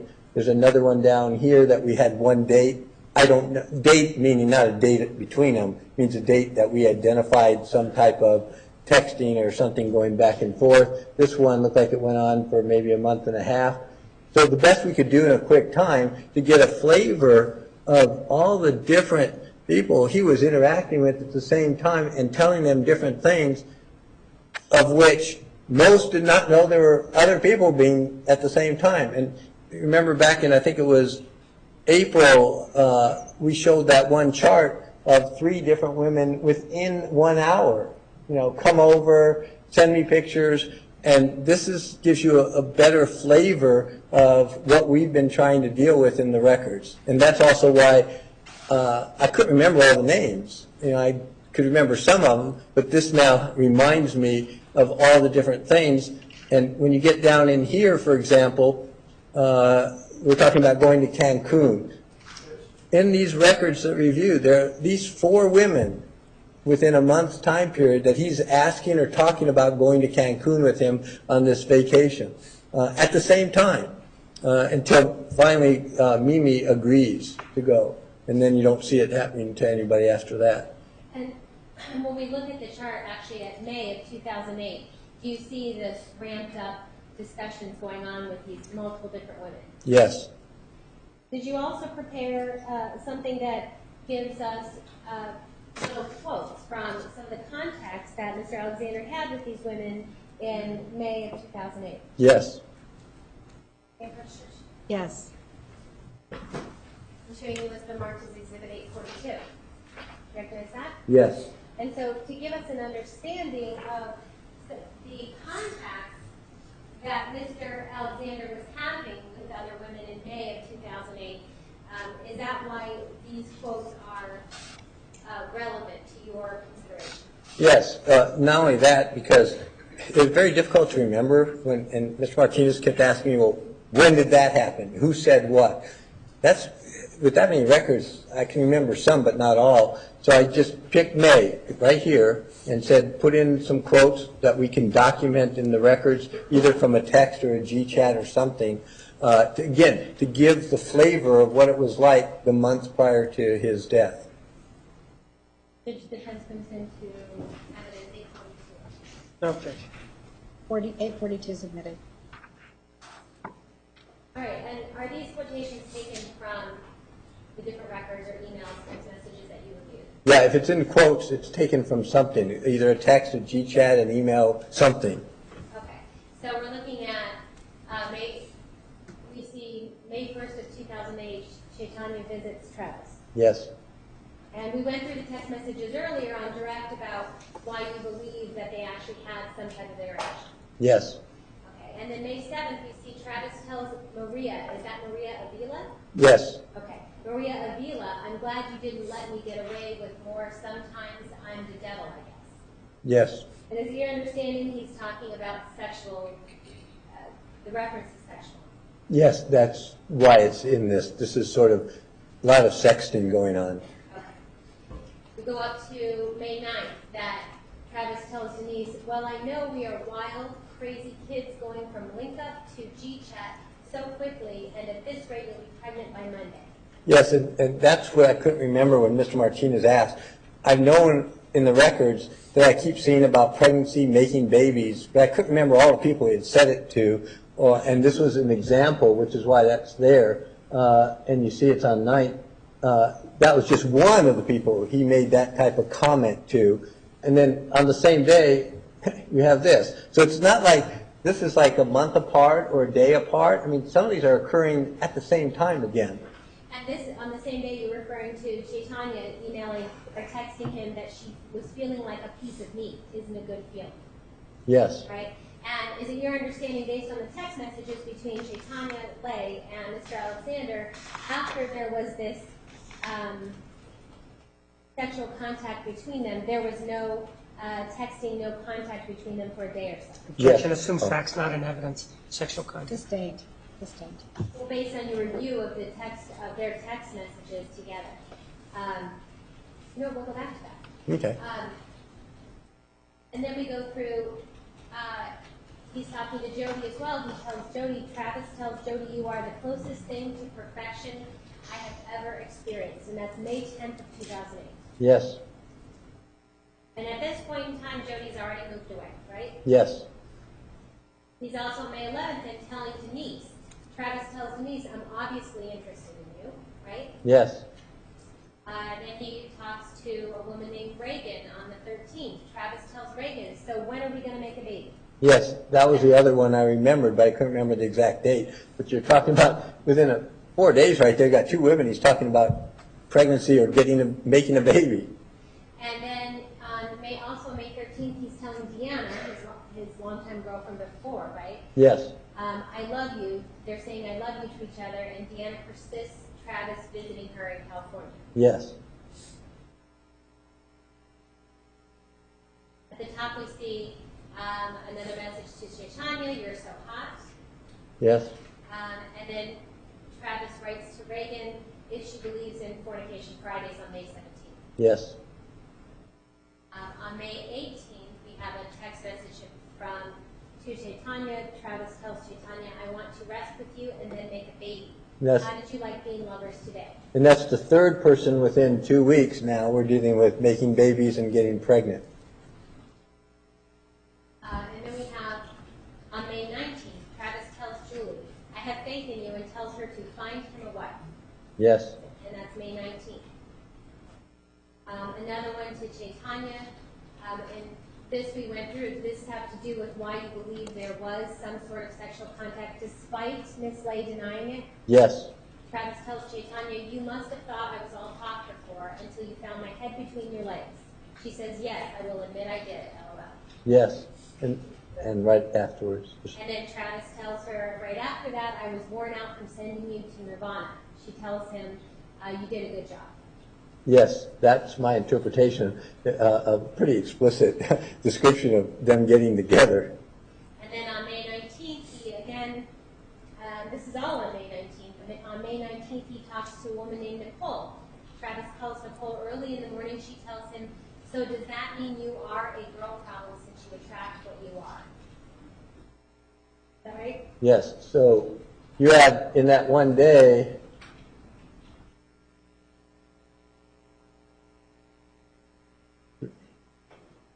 3 different women. And then on May 26th, Travis tells Reagan, makes me want to corrupt you and I want to leave. Yes. On May 27th, Travis tells Chriselle, I am still in your corner and I want to provide a better life for you. Not a bad guy to have committed to you. After all, I'm going places. And then on just 3 days later, he tells Reagan, in a year we could be married and I could be taking you to the Dominican. Yes. And then back to Maria Avila again on May 30th. Travis tells Maria, I put a picture of you and I up on Facebook. We are totally making out. Yes. So is this Exhibit 842? Is this a description? And then we look at again at 841, a description of some of the context, not just that he's talking to these women, but the context and the different kinds of conversations that are going on. Yeah, and I mean, and these are not, and the reason we put it together, these are not just friend conversations, chit-chats back and forth. These are pretty intimate, some very explicit, and with just in that graph, like 8 or 10 women, all in that 1 month. And as you saw from here, well, something's blocking it, but there's actually more. But you saw then in that one, Denise here, Reagan, Julie, Nicole. You don't actually see Deanna in that. Chaitanya, Maria, Chriselle, and I think, no, that may have been the only ones on that page. But look at how many of them on that page. Plus, we didn't even show the ones with Jodi that we looked at before. And when you talk about, you were asked questions about whether or not the relationship that Ms. Andrews was having with Mr. Alexander, if she could have been the manipulator in that relationship. Remember those questions? That Mr. Martinez asked? Yes. Yes. Okay. When you're looking at whether or not a relationship is manipulative, are you looking outside the relationship about how that another person treats all these other people? Yes, that's the key is, I mean, if I only had one of these, I probably couldn't say anything. But when you start seeing this, then you're looking, as I mentioned before, a pattern and trying to get an understanding of how that might affect Miss Arias and her reactions to it. That was our emphasis. Okay, Judge May first. You may. Showing us the mark between 8:44. Do you recognize that? Yes. Are these text messages between coming from Mr. Alexander to different women? Yes. And is this, this is in December of 2007, is that right? Yeah, I believe so. Yes. Okay. And in December of 2007, we showed earlier text messages from April 30th of 2008. But in establishing a pattern, is it important to see that this goes on over time versus just one particular day? Yes. And you were asked questions about the relationship being manipulative, the relationship between Jodi and Mr. Alexander being manipulative based on how Mr. Alexander treated other women, right? Yes, because part of what we were looking at way back from the first day is as a form of abuse, you have the verbal issues, but we also talked about how they're viewed, if they're viewed as a sex object. Sometimes that's difficult to conclude or decide if you just see one interaction going back and forth, and I would be reluctant to say that. But when you start looking at these things over time with so many people, then, I mean, it becomes much more clear what's likely going on.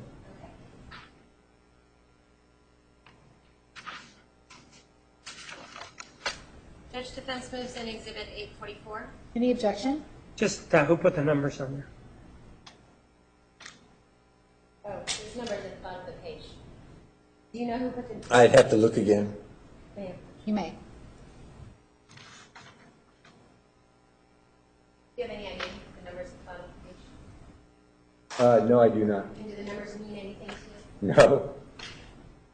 It looks like it's just page numbers, but 70, 71, 72, but it may be from the whole sequence, but I didn't know it otherwise. Okay, are they important to you at all? The numbers? No. Defense moves at 844. Any other I have no objection? objection. 844 is admitted. Okay, when we talk about the particulars of patterns with other relations, with the way Mr. Alexander was treating other women,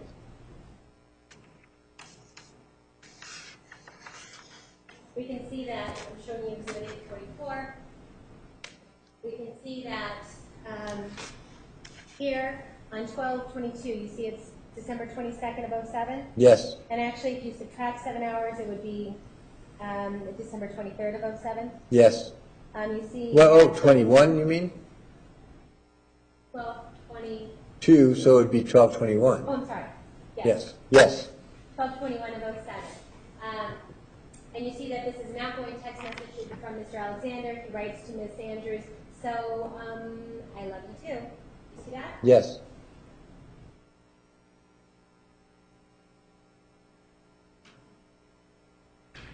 And let's look at the time, actually. So that is, according to this time, it's 2:52 and 30 seconds, right? Yes. That would be actually 7:52 the night before. Okay.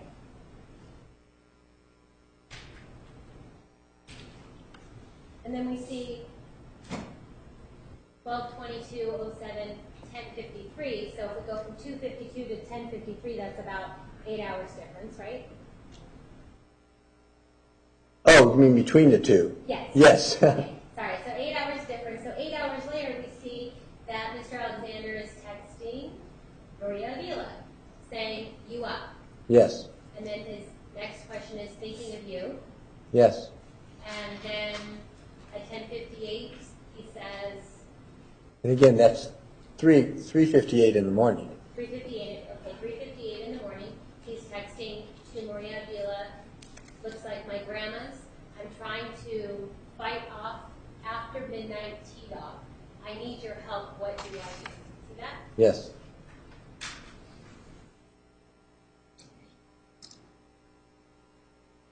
And then to Maria Avila at 11:14, according to the text, it says outgoing, I can think of a few things. things. Well, your clothes have to be on. His next comment at 11:16 is, haha, okay, a hand job it is. You see that? Yes. And this is just about an 8-hour difference between the time that he told Miss Andrews, I love you, to where he's talking about getting a hand job from Miss Avila. Yes. Is that important to you when you are looking at manipulative aspects of relationships? Yes. Why? Because you're looking at how he views women, what he's doing, how he's leading them. Do they all know he's doing this with everybody else? What are their perceptions? What is his? This goes into what we start viewing as attitudes about women, about sex. And as Miss Andrews actually said in one of those other texts, everything is about sex with you, which is her quote. And that appears to be what we're talking about. That's basically the definition of a sex object. And that's the issues that I was looking at with Miss Arias and her behavior and her reactions to it. And how Miss Arias reacted to Mr. Alexander's behavior? Yes. Okay.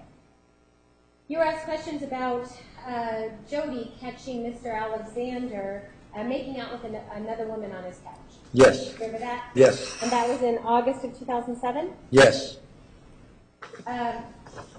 At that time, based on your review of the records, reviewing Miss Arias' journals, and speaking to Jodi, and reviewing other things that, other interviews with other professionals, is it your understanding that in August of 2007 they had been spending quite a bit of time together? Yes. And were they sexually active with each other in August of 2007? Yes. And so, was it your understanding, and based on the journals, does it appear that Jodi went over to his house quite often? Yes. And that it wouldn't have been unusual for her to go over to his house? No, it would not have. And that in fact she had, are you aware that she had the garage code? Yes. Because he gave it to her. Yes. And that also there's information in the record that Mr. Alexander rarely locked his doors. That is correct. By all accounts and everything in the record, was Jodi welcome over at Mr. Alexander's house in that time period of August of 2007? Yes, that's what it appeared. And when we talk about this incident, when she catches him making out with another woman in August of 2007, is it important to you the fact that she did not stop and yell at him at that point? Well, yes, in general it is, because we're trying to figure out reactions. We're trying to look at personality. We're trying to see what's consistent. Now, we're looking at behavior, and then remember, we're looking at testing. So one of the things we look at is the testing that indicated no indication of aggression. Well, now you have an event that, well, did she respond aggressively? Did she confront him? Did she attack him? Did she do any of those things? And her behavior of leaving is consistent with what we have in the other records too, which is mostly not confronting at the time. Okay. And so, and to your knowledge, did she ever even find out who that girl was? I don't believe so. I mean, I don't think, I think when we asked, she didn't know who it was. Okay. And instead of confronting him, did she run out the backyard? Yes. You were asked questions about personality changes that other people noticed from Jodi in the summer of 2000. Do you remember that? Yes. And we looked at the statement from... Wait, summer of 2007. Yeah, okay, just making sure I heard right. I'm sorry if I'm getting... No, it's okay. And so we looked at one of the statements from one of her coworkers who worked with her before the summer of 2007, and then worked with her again in the summer of 2007, right? Yes. And is that one of the people who noticed changes? Yes. Were there any other reports of people noticing changes? I believe so. And what were the changes that were noticed? Demeanor was different. Personality was different. More sad, more depressed. All those things. Not the same person, in other words. Okay. And you were asked questions about whether or not those personality changes could have been due to her moving from her house in Palm Desert, because it was foreclosed, to Big Sur, right? Yeah, I don't think it was asked about the move. It was because of the foreclosure and losing her house, I think, was what was asked. Okay, so having financial problems. Yes. Okay. But these And your answer was that it was mostly, you're contributing, well, what are you contributing to her personality changes? No, not the foreclosure of that. If you read the journals, especially there in August that you just pointed out, what we testified when I was here before is that's where we start seeing the suicidal things. And those thoughts are all in the journals that go on for months, really related to the interaction with Mr. Alexander. I don't feel myself. I'm the shell of what I was. All those are gearing to the interactions. There's nothing in there about the depression being related to either finances or loss of the house. In fact, I don't remember, other than maybe one passing comment about the loss of the house. Everything else is about the relationship with Mr. Alexander, and that continues for a long time. Okay. And in fact, in August 26th of 2007, I'm showing you Exhibit 242.001, does she note here, I just wish I could die. I wish that suicide was a way out, but it is no escape. I wouldn't feel any more pain, though, if I could just stop existing and have my consciousness dissolved into nothingness and my energy recycled into something else useful, for I am of little use to the world right now. See that? Yes. And is that the flavor of what you're seeing in her journals from July, August of 2007 into December of 2007? Those, August especially, that's where we note that there's that major suicidal thoughts of death and things starting then and continuing on. And that's, as you just pointed out, that was after having walked in on Mr. Alexander. Okay. And when we talk about patterns of manipulative relationships, and what you've seen as far as patterns are concerned with Mr. Alexander and other women,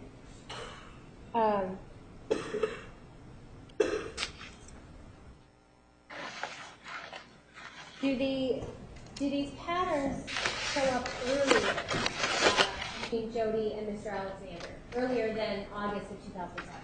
Yes.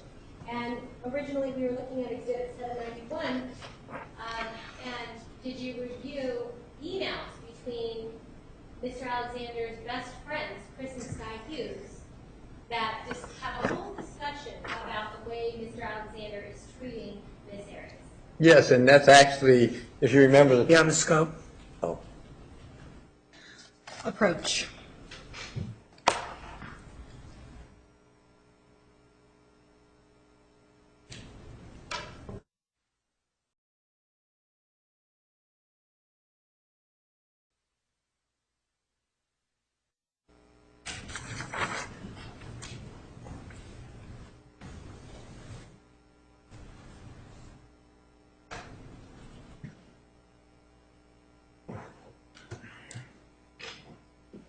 All right, and so you reviewed these emails that went back and forth between Mr. Alexander and the Hughes, right? Yes, on that one day. Okay, and on those emails, did they discuss a historical perspective of the way Mr. Alexander had treated other women? Yes. And are they now talking about how Mr. Alexander is treating Jodi? And their fears of what it would end up. Okay, and so did they specifically say things like he's emotionally beating her? Yeah, in fact, right here, they actually use the word abusive, and actually, this is, you could tell because it says edge of sky, that's Chris. They're both communicating, all three are communicating. It says, I think that what you term rough around the edges, Sky and I, meaning Chris, would term abusive. They're the ones back in January. This is actually 2 or 3 days before Jodi is officially dating Mr. Alexander. And then they go on, and these are his friends who are talking about emotionally beating her, heart predator. I mean, this is their terms. Believe she was going to be your next victim, and that she would end up being heartbroken like so many others. And they're predicting, if you keep going over, predicting what's going to happen down here with all the girls you've left spellbound and depressed. Why now? I guess because she, Jodi, was here in my home. I could look in her eyes, see perfect love for you mixed with pain and confusion. I guess I just snapped. I felt so sorry for Jodi. thinking you were about to gut her. I was trying to salvage her. That's his friends. And that's what I said earlier. Others can identify the pattern. This is, before they officially start dating, and they already could see what unfortunately turned out to be true. And this is way back in January. And others outside can see, but people inside did not.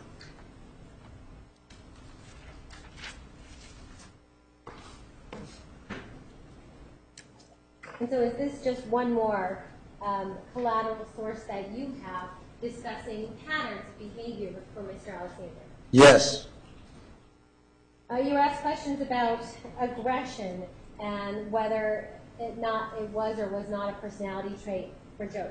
Yes. Remember those? Yes. How can you? And your answer was that the specific examples you were given by the state were not examples of aggression. How can you tell us that Jodi does not have an aggression as a personality trait? Well, it's three things we looked at. First, several tests that specifically measured that other people gave and we gave, that looks at that trait, characteristic, and it was low on all those scales. That's the first thing. That's just one piece of the puzzle. The other is the people who knew her, collateral. So remember, we had interviews and data from Matt, who was with her for over 2 years. We had interviews and data from Daryl, who was 4 years, from other collateral sources, not one of whom talked about any aggressive act that she carried out, and outside the murder, obviously, except in adolescence, when she and her mother were fighting. Remember, the mother was abusive and she would fight back. But after that, there's virtually nothing in these records that indicate aggressive behavior by her. What about the testing? And the texting or testing? Testing. And the testing confirmed that. So you have both. You have history, you have the records, you have other collateral sources who say she was submissive, trying to please others, not aggressive, and the testing, all saying the same thing. So that's when you get that kind of pattern, then conclude doesn't have an aggressive personality. That doesn't mean somebody can't commit an aggressive act, but it means that that's not a pattern of behavior. Okay. And you were asked questions about, well, what about when she broke up with Matt McCartney? Yes. And she went up to go see the girl, Bianca, who he was starting a relationship with. Yes. And That's the woman, I couldn't remember her name. okay, yes. And you were asked, wasn't that aggressive? The fact that she was able to go and speak to Bianca. Yes. If a person has, as we've seen on the testing, like low self-esteem, low assertiveness, does that mean that they are always incapable of asserting themselves? No. So are there points, so would it still be consistent with her testing that she was able to go and speak with Bianca? Well, yeah, again, there's a difference between assertiveness and aggressiveness. Speaking up for yourself from time to time doesn't mean you're aggressive. Now, confronting somebody and putting them down or physically attacking them or verbally abusing them, that's a more aggressive behavior. But going and talking to somebody that you're upset about and telling them you're upset, etc., that doesn't necessarily mean you're aggressive. And according to Matt, it was not a nasty confrontation. That's what he termed it. So that's what I looked at. So Matt termed it as that it was not a nasty confrontation. Correct. Did anyone ever make a mistake about that? Yes. Who? Dr. DeMarte. What did she say? She said it was a nasty confrontation. Is there anywhere in the record other than the mistake on her report saying that? No. That supports that? No. Nothing I could find. And making that mistake, did she then use it in any way? Yes. In what way? To then interpret Miss Arias as being an aggressive type of person who committed aggressive acts. And as it turns out, is there any support for that in the record at all? Not that I could find. You asked questions about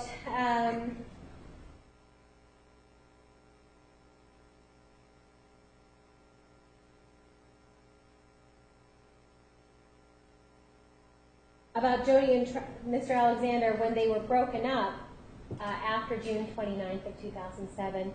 that wasn't Mr. Alexander allowed to sex with anyone he wanted to, Yes. since they were broken up, right? Yes. You remember that line of question? Yes.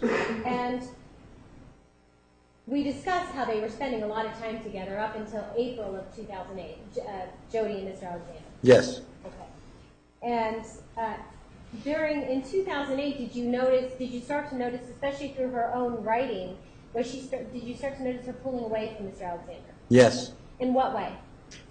Both realizing and stating that even though she loved him, he wasn't the right person. She needed to move on, stating that, needed to move away, which she did, and that it wasn't a healthy interaction, it wasn't a healthy relationship, trying to build, and we saw the up and down where she said that at one point, but another point said, well, but I love him. It's like, too bad we can't make this work. So you see this up and down going on during those few months. And by 2008, in March or so of 2008, is Jodi now aware that Mr. Alexander is pursuing someone named Amy Hall? Yes. And does she talk about that in her journal? Yes. And does she talk about how she wants to see nothing but the best for Mr. Alexander? Yes, she actually says, I hope he'll be happy. It looks like, according to her, she's the one. I wish him the best. Okay. And so we see statements like that coming from Jodi. Can you characterize those statements as jealous in any way? No. But what happens if, was there a conversation in April of 2008 between Jodi and Mr. Alexander where Mr. Alexander asked her about any other dates she might have been on? Yes. And what happens when Jodi tells him that she's had a couple of dates? According to the information, that's when the last incident of physical abuse occurs, where he slams her down and chokes her till she passes out, and she thought she was going to die. And did you see anything else in the record that is consistent with that type of jealous behavior? Yes. Coming from Mr. Alexander? Yes. And previous to April of 2008, was there ever that type of behavior when having to do with Jodi? Yes. On May 10th of 2008, did we go through text messages where Mr. Alexander is texting Miss Arias upset about a man named Steve? Yes. Can be on the scope. Oh, I'm sorry. What? Sustained. Do you see consistencies with this type of jealous behavior elsewhere in the record? Yes.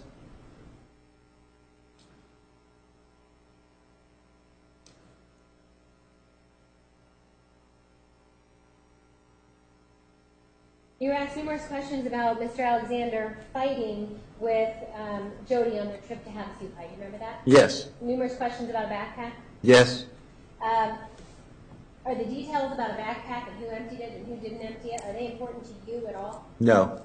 What is important about that particular fight to you? Well, that there was a fight and the impact it had and what the other people who were around there felt. And did you see some of that impact written in her journals? Yes. And did she talk about it being devastating? Yes. And the fact that she didn't write the specific details about the fight in her journal, is that consistent with the way that she wrote in her journals through these years? Yeah, that's what we talked about a little while ago. Okay.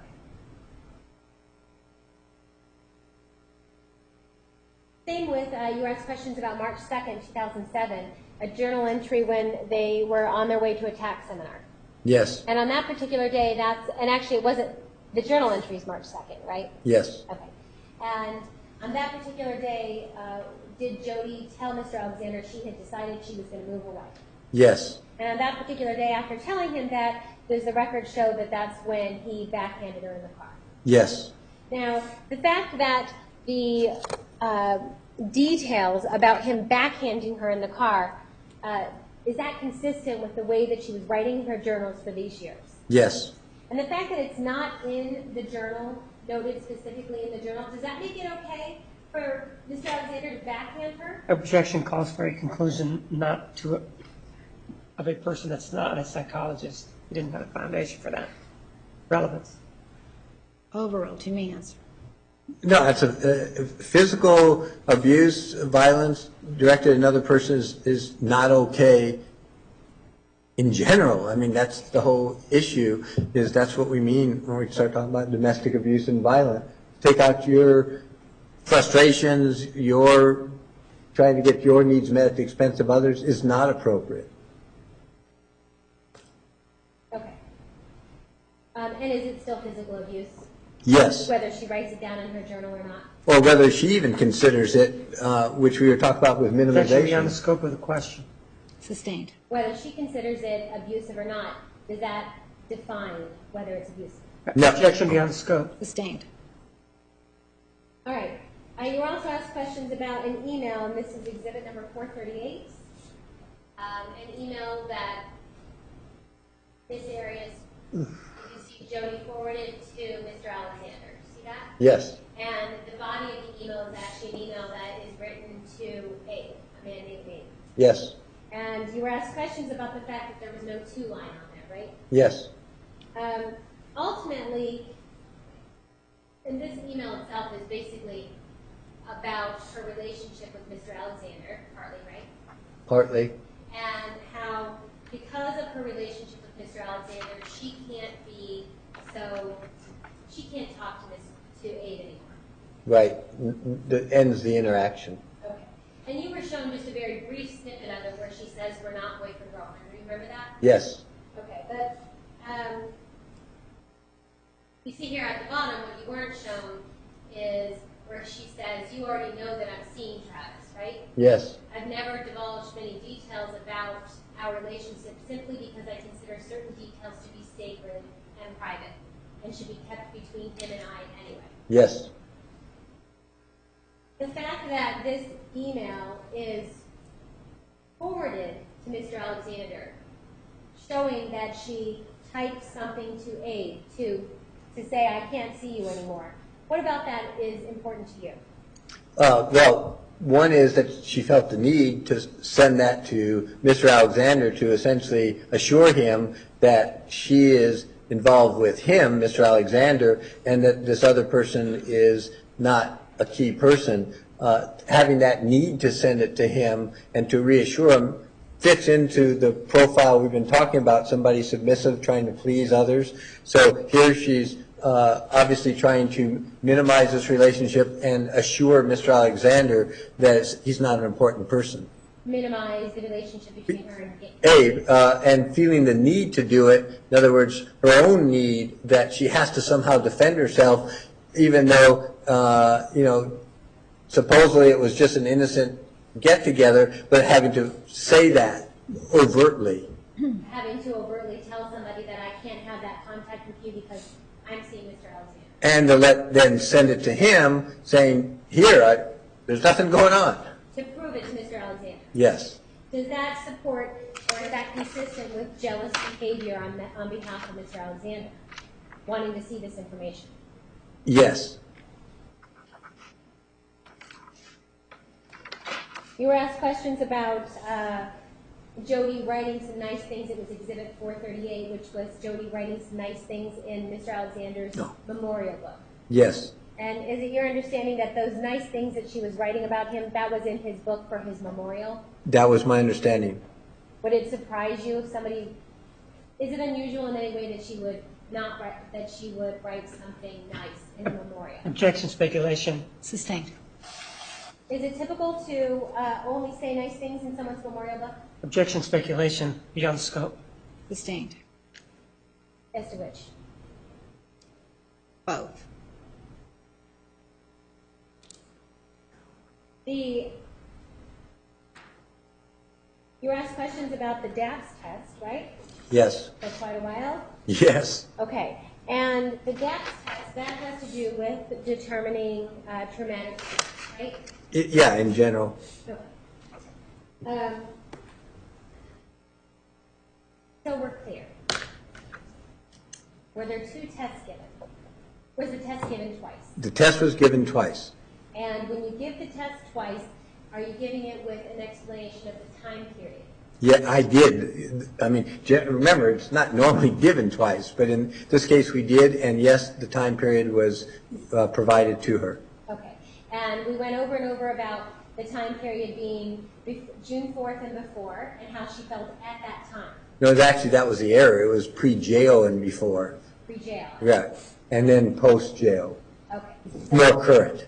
More current, okay. So when you're talking about the DAPS test and it has to do with the pre-jail time, Yes. is that how she was feeling at that time? That was what we asked her, is to try to put herself back at that time to fill it out. No way to know that's exactly it, but that's what we're trying to get at least her perception of what it was like for her at that time. Okay.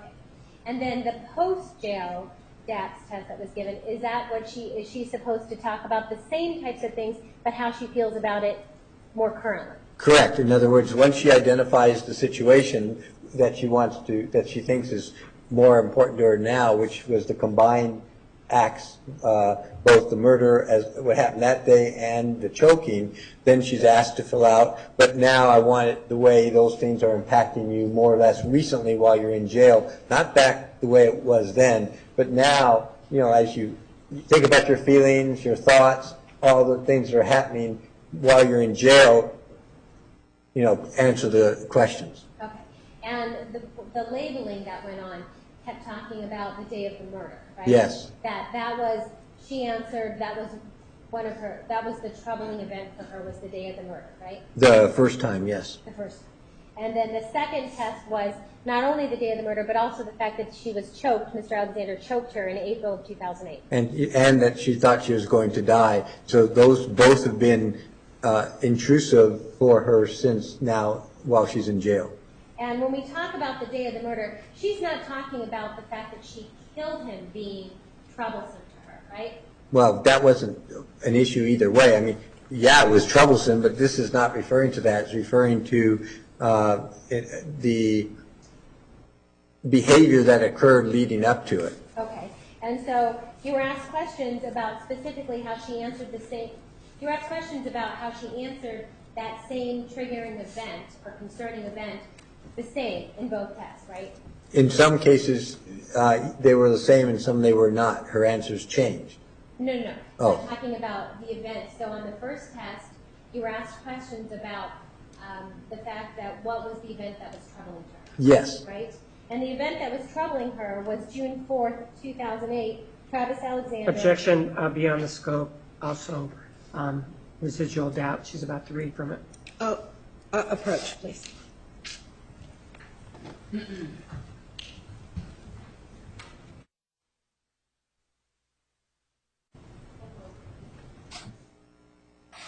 So Dr. Geffner, on that DAPS test, I'm sorry.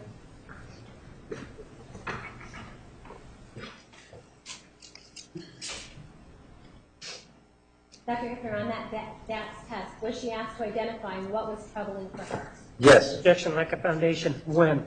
Is it the first time that he gave the test? Is it the second time? Or is it the modifications? Sustained. On the first time that you gave the test, did you ask what was troubling to her? Well, I didn't. The test did. Tested, okay. And did she write on the test, June 4th, 2008, Objection leading. Overruled. did Travis Alexander attacked me, body slammed me on the floor, threatened to kill me? Yes, that's what she wrote. Okay. And then on the second test was when you gave a second test, right? Yes. And was she asked, then the time period had changed and what was troubling to her more currently, post-jail? Yes. Okay. And what was troubling to her post-jail, did she include the original statement of what happened to her on June 4th? Yes. And did she add something in addition? Yes. And what did she add?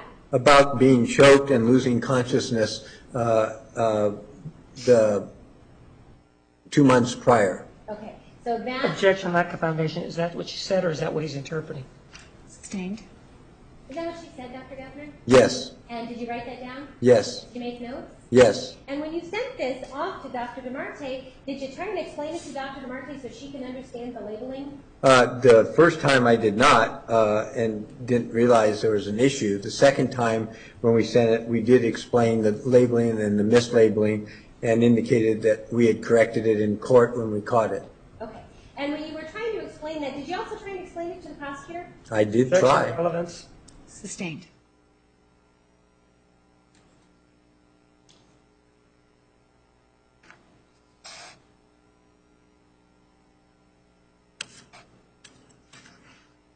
You were shown Exhibit 238, which is a letter that Jodi wrote to Mr. Alexander's family. Do you remember that? Yes, Talking about what happened, telling a different story about what actually happened on June 4th of 2008. yes, And we went through the statement that she made in 2010 to the first female psychologist about how she just couldn't reconcile that she had done something like that. yes, And are you aware that she also has explained why she lied or didn't tell the truth about what happened initially? Because what she did was so horrific that I couldn't have imagined myself doing that to another human being. yes, Is that consistent with the feelings that she has expressed to you in your interviews? yes, And is that consistent with the feelings that she has expressed to others in their interviews? yes, You were asked questions about the PDS test. yes. Did you in any way rely on that test? No, Did the you- only thing I did was I just looked at the answers when she told me that she answered the questions. Objection beyond the scope of the Sustained. question.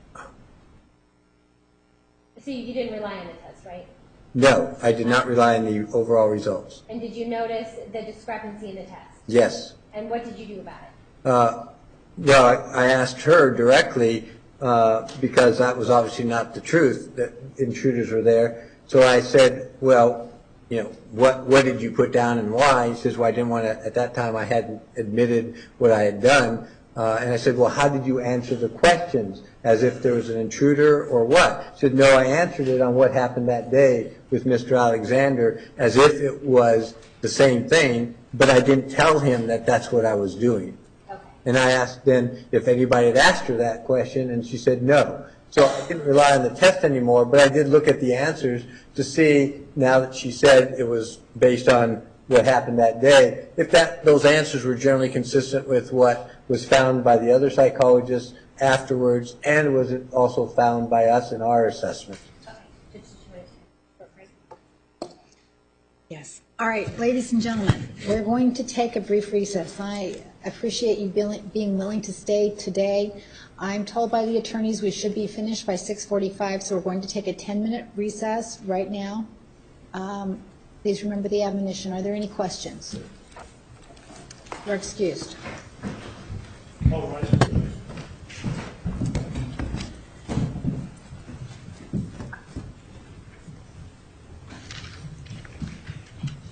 Council approach. And I can leave too. Yes.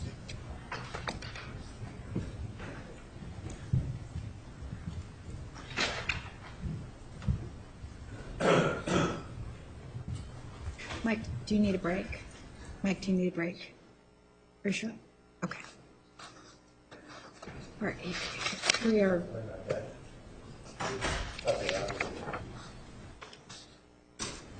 To the question 31, the objection. I know, we got to do these now. Mike's on. Oh.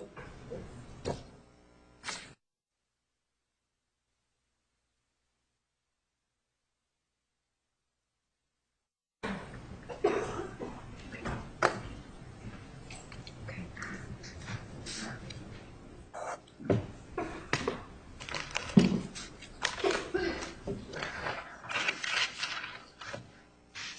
All rise for the jury.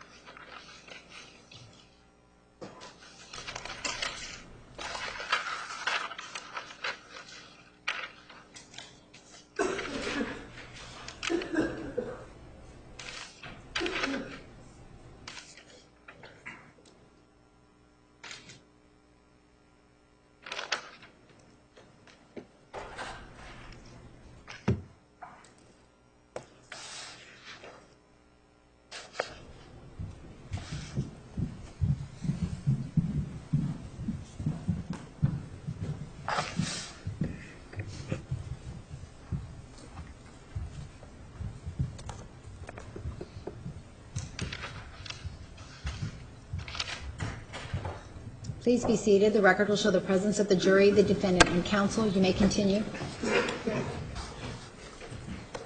Dr. Geffner, with regard to Exhibit 438, the letter that was written from Ms. Arias to Abe and forwarded to Mr. Alexander, does it matter at all to you if Abe, this person Abe, ever actually received the letter? No, not really. Is the important part to you the fact that Jodi felt that she needed to show Mr. Alexander that she sent something like this? And forwarded it to him, yes. Okay. You were asked questions about, or you mentioned on cross about Dr. DeMarte and using the TSI test. Did she administer the TSI? This is the trauma symptom inventory. Did she administer it twice? Yes. And when she administered it, did she do the same thing that you did with DAPS as far as telling Jodi a specific time period? Yes. So, because at the time that she administered it, was it several years after Jodi's arrest? It was 3. Okay. And so, did she also ask Jodi to go back in time to remember how she was feeling at a certain time? Yes. And you were shown magazines. Yes. Had you ever reviewed those magazines before? No. And do you have, you saw handwriting in those magazines? Yes. There's no information in the record that Ms. Arias actually wrote in those magazines, right? I don't have any. Okay. And to your knowledge, there's no handwriting analysis that's been done on those magazines to try and show that Jodi actually wrote those words? If it was, it wasn't in the records I reviewed. Okay. And did these magazines, the writing in the magazines, does it have anything to do with your opinion with regard to your diagnostic impressions? No. Does it affect your testing at all? No. You were asked questions about some of the specific broad data and questions from the different tests. Yes. And you talked about how the questions were worded differently. Yes. Right? And when questions are worded differently, do you get different answers? Yes. Anything that the prosecutor pointed out to you about different answers or different wording in the questions, is there anything about that calls into question the overall results of all the testing? No. And when you look at overall results in testing, are you looking at consistencies from the time the testing started and to all the different administrations of the test? Yes. And did you find consistencies in those tests? Yes. And is that true even though these tests were given after the time period of 2008 and before? Yes. Thank you, Matthew. All right. Dr. Geffner, the jurors have something for you. Yes, ma'am.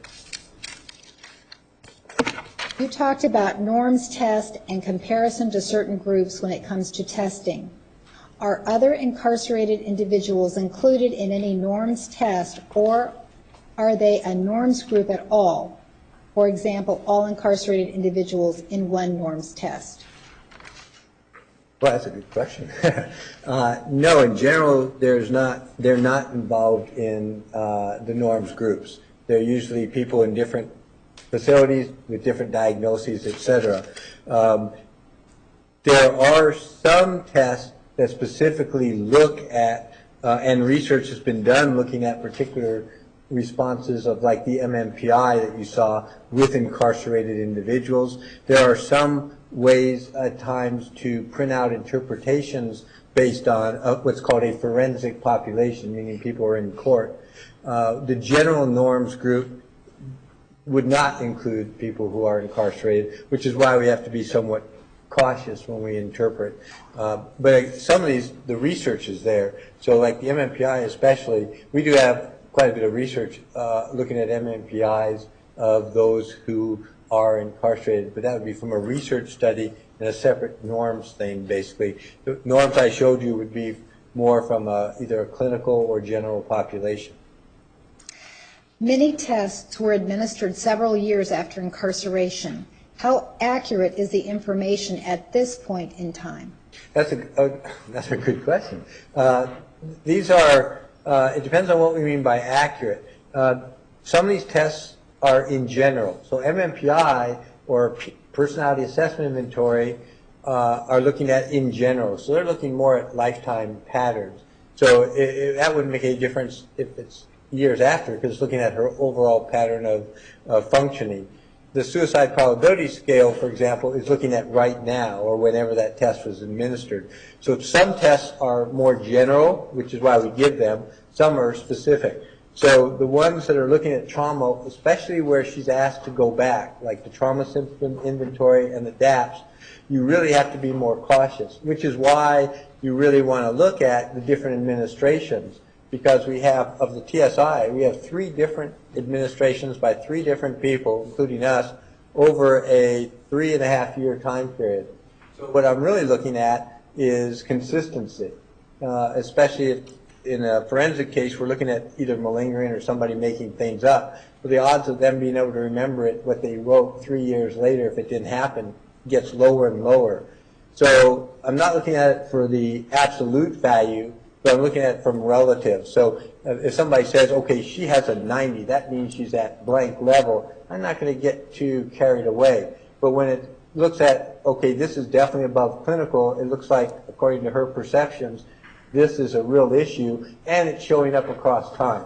In an ideal situation, we would have had the testing before this event even occurred, and then right afterwards. But we don't usually get ideal situations. So we're essentially trying to infer. And if you remember the diagnostic impression, that big picture is almost all inference.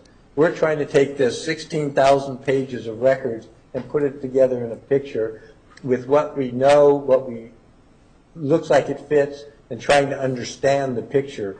So from my standpoint, I wouldn't want to get carried away by any one test or any one time. Depression, anxiety, and PTSD symptoms would likely manifest after committing a murder and spending several years in jail, correct? How can you tell if these symptoms were present prior to the murder? Yes, it's possible that they could occur afterwards. In fact, the incident itself could produce that. But again, you have to look at the type of test and you look at the records. So one of the things we found is we talked to other people who have known her for most of her life and talked about what their observations. Depression showed up. Remember, I was talking about how her brother and her friend from childhood and others talked about starting in adolescence. She was sad, she was depressed. She even talked about death a little bit. So that tells us that, oh yeah, it may have also been there now, but it was there before. So this incident didn't cause that. And then when we talk to people like Daryl, then he says, yeah, there was sort of a sadness at times that it didn't seem to be major, but it seemed like it was there. So that's one of the ways we try to look, is by what other people tell us who knew us prior to that. Then the tests again, like the personality tests are not looking at particular situation. They're talking about, throughout your life. So the questions are going to be asked more of in general or throughout your life or during adolescence or stuff. So you're getting a better feel for their personality. The other ones, again, is somewhat what they're telling you with the post-traumatic stress. We're looking at what are the traumatic incidents. So is it consistent?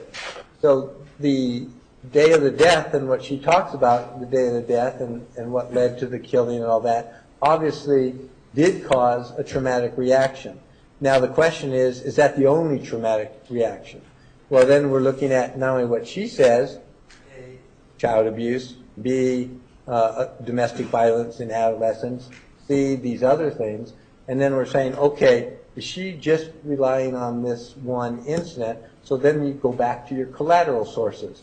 Well, now you have other people who confirm that those events happened, confirm the reaction that she had in adolescence, crying, was afraid, so that's consistent. We have her brother talking, and even, I think it was an uncle, a friend, who saw the physical violence by her parents. So that's what starts putting the picture together. We're not just relying on what she's telling me. We're looking at what all these others, and does that all make consistent responses?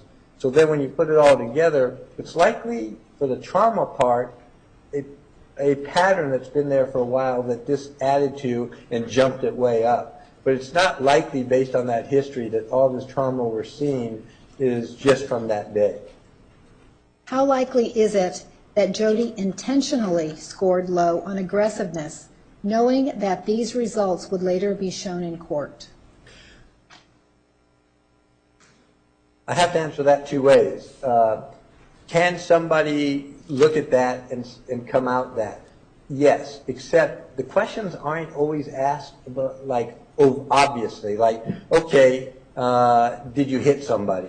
You know, there's a whole bunch of questions that go into each scale. That some are direct, like that. Some are indirect, like what happens when you get mad. Sometimes I fly off the handle.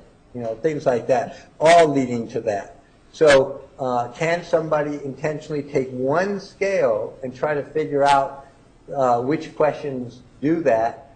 Well, that's getting harder to do. Remember, that one scale might have 10 to 15 questions out of 567. So knowing exactly which ones to answer and still show up valid, you're reducing the likelihood. That's why those validity scales are so important. And if you actually count up in the 3.5 years of people assessing her, she was administered with these tests 28 validity scales from all sorts of different tests over all different times by several different people. And a specific malingering one that's looking at that by itself. So you have to start asking the question, what are the odds somebody can get all those validity scales, or 90% of them correct, and manipulate particular scales? Well, I'm a pretty well-trained psychologist, and I've been doing this for a long, long time. It would be hard for me to do that, and especially to remember it 3 years later when I'm given that test again, or something similar. So you start getting, is it possible? Yeah, but likely? Oh no, that would be very unlikely that somebody could do that, even with training. Speaking to the allegation of Travis Alexander masturbating to the image of a male child, other than the verbal allegation reported far after the incident, is there any evidence in the record, journal entries, texts, etc., that reference the alleged act? Read the first part again, please. Speaking to the allegation of Travis Alexander masturbating to the image of a male child, other than the verbal allegation reported far after the incident, is there any evidence in the record, journal entries, texts, etc., that reference the alleged act? I don't believe I read anything other than her report to different people about that act, and then we talked about at length other things that tended to corroborate similar things, like the pornography on the computer by somebody, or what witness number 1 said that is indirectly looking at that. There's no quote, there's no evidence specifically that I think I could point to that says that he masturbated to a picture. So you're looking at it indirectly if you're going to look at it, like, was there pornography? Did he search sites that might have it? What did witness number 1 see, which was child porn? So that's probably as close as you're going to get. But the thing that's really important, we spent a ton of time. Objection beyond the scope of the question. Okay. In your professional opinion, do you find it odd that someone who journals in such a disciplined way would not have something in their journal referencing the incident, especially given her physical reaction? This is a very unique situation. It's not like we come across a lot of cases like this where people are journaling and you have a pretty horrific murder and all these other things going on. So I don't think I could say it's typical of anything, just what somebody might or might not write in a journal. It's also difficult to answer strongly because of the personality issues. You did hear and read over some of the texts that talk about her afterthoughts about how could I do this, and even whether or not she could admit to herself that she did indeed do it. Obviously she admitted later on doing it. And you also have the issue of dissociation. Remember the spacing out. And so how much right then somebody really is conscious of and wants to and can even handle putting Objection down. goes beyond, That gets, the objection goes beyond the scope of the question about being a disciplined journal writer. Sustained. All right, I understand the cycle of abuse, the verbal and physical abuse. How is Ms. Arias choosing to continue to hang out and have sexual contact, considering part of the emotional abuse cycle? that is the problem with the cycle, is that it does continue because you keep hoping, you meaning somebody who's been victimized, that it's going to end. Remember, we talked about that, showed the cycle, the apology, and I shouldn't have done it, I didn't mean to. What we find in victims of domestic violence is this bit of hope that because they want it to work out and they have strong positive emotions, they tend to deny or minimize these events. So, okay, he's going to change. So one particular pattern is hoping for change, that it's not going to happen again, and you get sucked into it. The other part of that I explained that first time I was here was this learned helplessness, which is you don't see a way out. It just becomes a normal part of your routine. When you're in it, you don't even realize you're necessarily in this cycle. It's like outside people who see it, just like we showed the examples of the youths who could see this cycle. There was nothing in her journals or even in her text that she was able in those initial days to identify. We didn't see her really identifying that this might be a problem until likely the end of '07, early '08. Do the records show that other significant things were happening that were not being written about?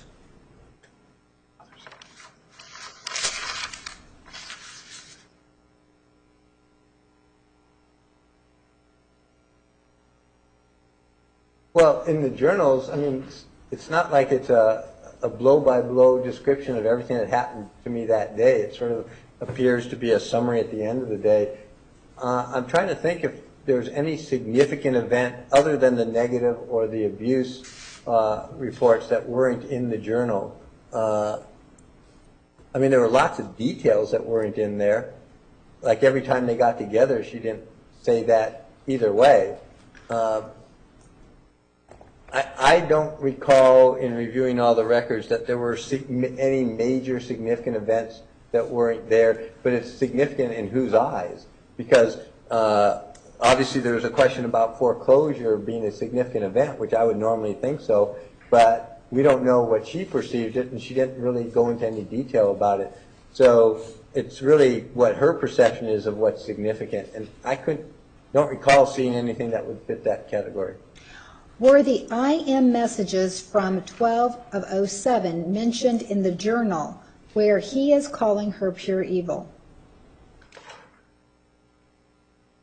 1207.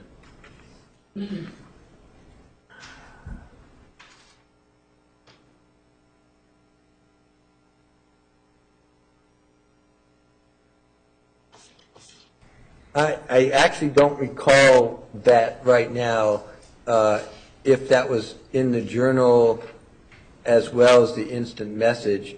I don't recall it being in the journal, and again, that would fit with her not putting the negative. But if you recall, I think around that time in January of '08 is where you start seeing some things slip out, like being mean and some of the others, but no details. So I don't recall those details actually being in the journal. Did Jodi know that Travis was still seeing Lisa Andrews when he proposed again in January?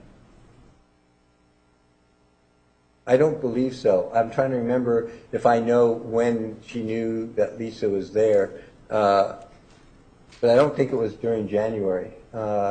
It's January of 2008, I think, is what we're talking about.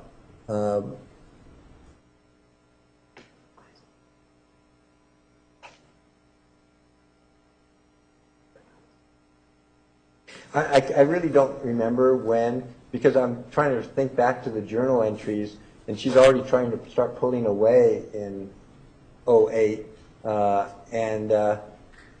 so I don't know if she knew or not by that time, specifically about Lisa. There's nothing in any of the evidence that indicates she knew that he had proposed to her at that point. Mostly that was with other people later. In your interviews with Ms. Arias, did you ask her why sometimes in her journal she uses T-Dog when talking about him and other times uses Travis? Yes, and that's also in the records. T-Dog was a nickname, I can't tell you now, he's evidently had it for a while because you saw it in the use thing. That was the description of him as sort of the more macho man, you know, and when he came across that way, that was his nickname either for himself, but he called himself that, and that's when they did, you know, T-Dog is this sort of rugged, I guess the best thing I think is macho man. Sexual, that's when the Jews talk about like the sexual part of him. So that's the best I can tell you. Who was the intended recipient of the coded magazine message? I have no idea. That wasn't something that we focused on. It was in the records, as he pointed out. I think in something Mr. Martinez showed me, or in the records, it indicated it was given to maybe another woman, or supposed to be. I don't remember who that was, and I don't think I know who it was. I think it was supposed to be a friend or something, but I don't know really for sure. Is Ms. Arias' PTSD centered more around the events of 6/4/08 or about her relationship with Mr. Alexander as a whole? I think it's a combination, and also a combination of the past. If you're talking about trauma and traumatic reactions, she had one childhood abuse, domestic violence with Bobby, and then the relationship with Travis, and then that day. I think they're all tied up.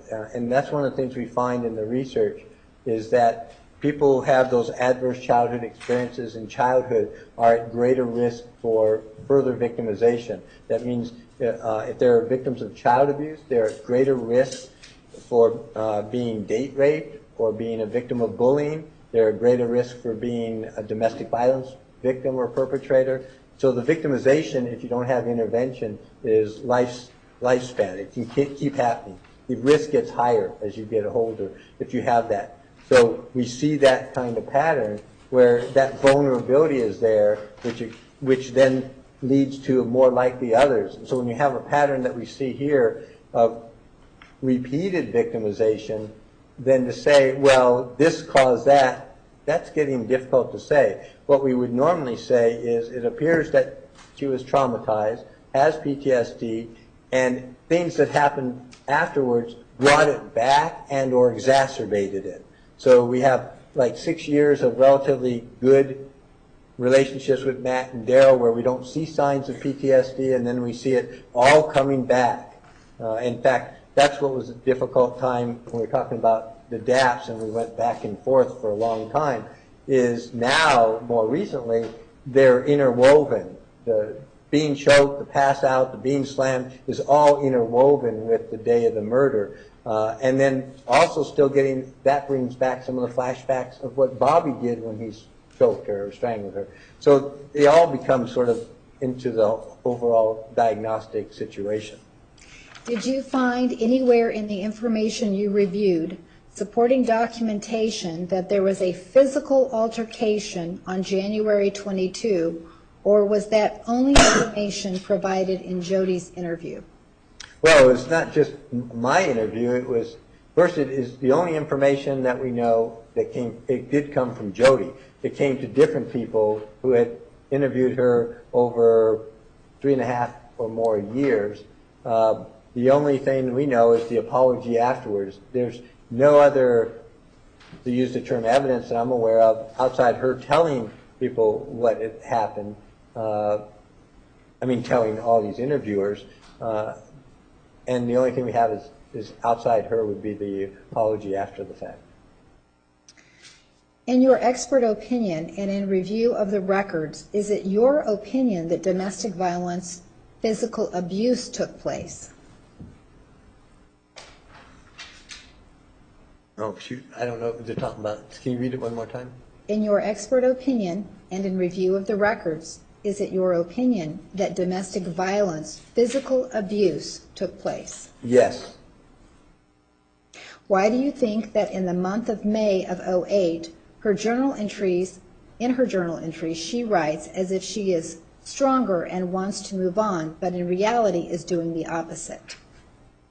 I think that's part of the up and down, and the part of continuing to get stuff back in by Mr. Alexander that she talks about is she knows, that's what we talked about before about the heart versus the brain.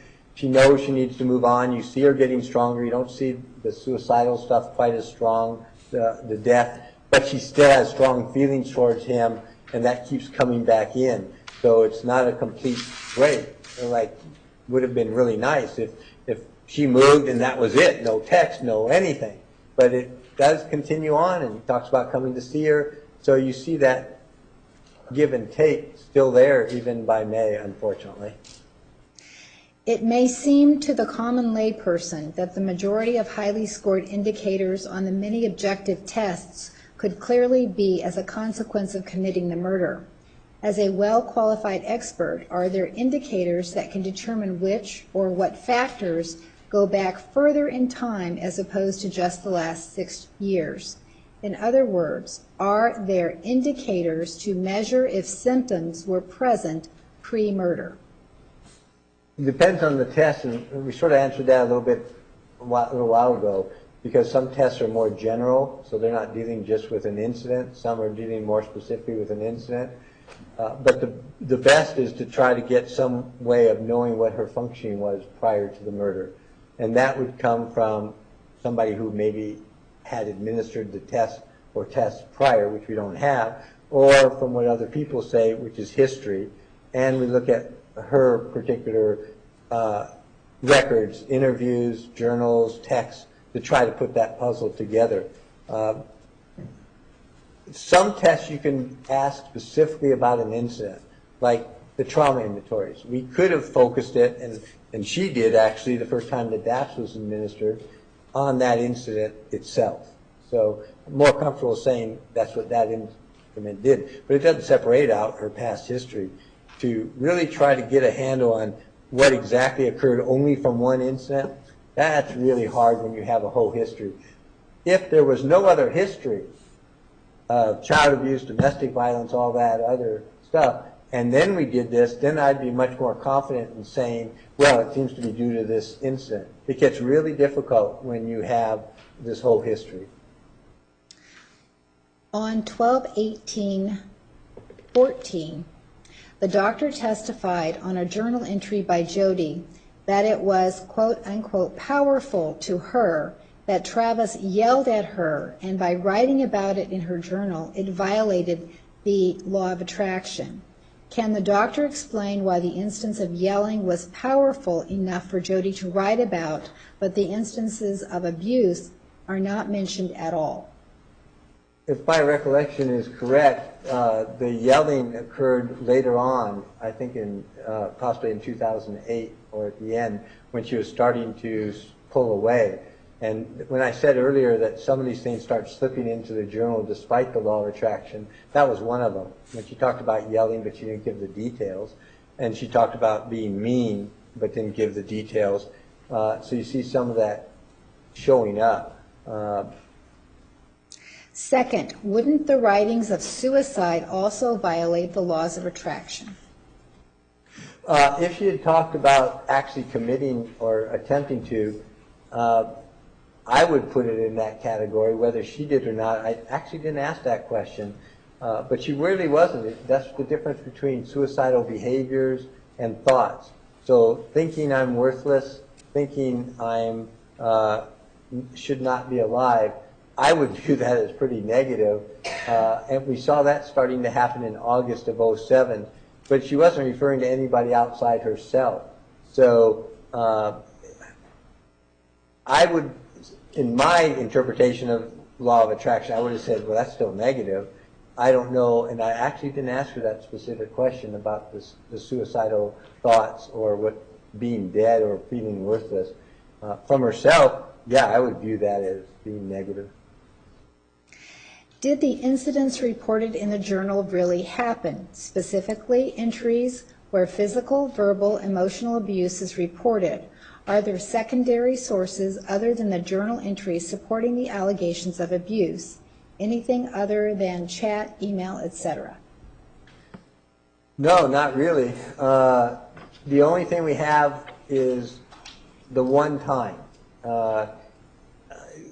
There's two ways we try to go back and infer what other people said about her at the time. So the keys to me was that people who knew her said this was a different person. Well, something caused that difference. So that's a piece of the puzzle. Another thing was, did anybody actually know, did she tell others? Well, actually, she evidently told Matt that last incident. Now, I don't know if she told him all the details, but he saw bruises. That was in the records. And she told him, and in fact, I think his recommendation was go get a restraining order, and her response was, I'm moving in 2 days, let's not think about it, I'm going to be gone. So those are hints that seem to corroborate as best you can. That's the issue with domestic violence, is rarely do you have witnesses. Rarely does the victim talk. So you're putting together the puzzle based on everything else. And does that fit with her testing? Does it fit with her prior history where we do have corroboration of the prior abuse? Then the answer is yes. Do I know definitively and could say absolutely for sure that happened that way? No, nobody can, not anymore, because only two people would be able to really tell you that. And so all we have at this point is one, and then the hints with apologies and others. Something happened. We just don't know for sure, other than what Jodi said, that that's what it was.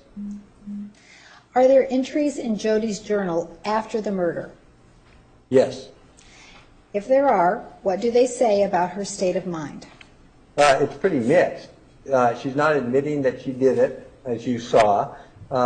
It's pretty upset about what had happened. It's a lot of emotion about, missing him. I can't believe this happened. Some of the things actually weren't true. I don't know that part, but about how he died. But there's a lot of emotion in there. And talking about the relationship they had that's in the journal for about, until she's arrested, I think. In your opinion, is it typical of a heterosexual male who views child pornography to view images of both male and female children? Can you clarify this, since there have been reports of him looking at pictures of both genders? Yeah, when you're talking about somebody who has different orientation or potentially a sex offender, I'm not saying it is, so don't jump on me, but there are different types. In the diagnostic code, there are people who are attracted sexually to kids. Now, then there's a whole bunch of qualifiers. Is it preferential or exclusive? That's the terms you would have. Preferential means they prefer sex or attracted to kids in comparison to adults. Exclusive means that's all they're attracted to. Then you have gender specific or essentially gender neutral. In other words, attracted to only one gender, male or female, or attracted to both. Then you have completely non-exclusive, meaning attracted to kids and adults. So when we deal with those who are actually sex offenders, we have to look at all those things. And the myth that the public generally has is that these are either a homosexual relationship or gender specific, or if you're actually attracted and having a sexual involvement or anything to kids, you're not also having with women. We know that actual sex offenders and pedophiles might even be married to a heterosexual woman, having sex with them while molesting kids. So the myth doesn't work. We have to actually look at all those. So yes, somebody could be attracted to male and female kids, could be still having sex with adults. It could be that broad-based, and that's why you use all those qualifiers. Is Jodi Arias right or left-handed? Left. Do you know if Travis ever talked to Jodi about the assault he suffered before the masturbating to pornography issue on or about 1/21/08? I don't believe he talked to her before that incident. My recollection of our notes and records is that he talked about that to her afterwards when they had a long discussion. Now, I don't recall right now if he used all the same terminology that witness one or any of the details that witness one do. I'd have to just go back and look. I just don't remember. But my recollection is that he did admit to her, according to her, that something had happened to him also, that he had been sexually abused, or I think actually with her it might have been sexually abused, and then witness one said sexually assaulted. Do you as an expert find it surprising that she would have sexual relations with him after this incident and after he gave her his reasons? Hard to say in dealing with this field as long as I have what's surprising anymore. I would like to think I'm surprised, but after dealing with these things for well over 30 years, not a whole bunch that surprises me because I've seen so many different situations.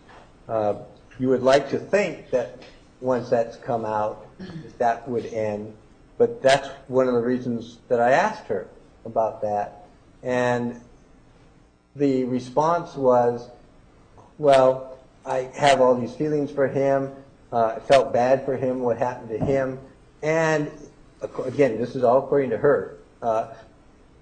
The reason that sex with adults was good for him, according to him, was because it keeps that other urges out.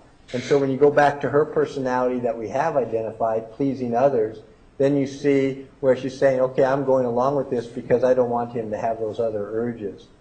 Now, again, I can't independently validate that. I'm just telling you what was her response when I asked that question, because that was my question too, is, you know, what's going on? And then in her view, well, if we're doing this, then he's not going to be attracted to kids and he's not going to do anything. And he's a really good guy otherwise, and this wasn't his fault that he was assaulted type thing. Had Jodi talked about the masturbating to child porn issue before the first psychologist took her statement? I assume that means to somebody else, and I'm not aware that she had said that to anybody else. She had, I don't recall it reading that she had. How many days did the first female psychologist interview Jodi? Instead of guessing, let me just look. I think she interviewed her over 2 different days. That's at least my notes. Were those notes typed? They were both handwritten and typed. I don't know if she typed the second one. The first one you saw both the handwritten and the typed. I don't recall if she typed the second one.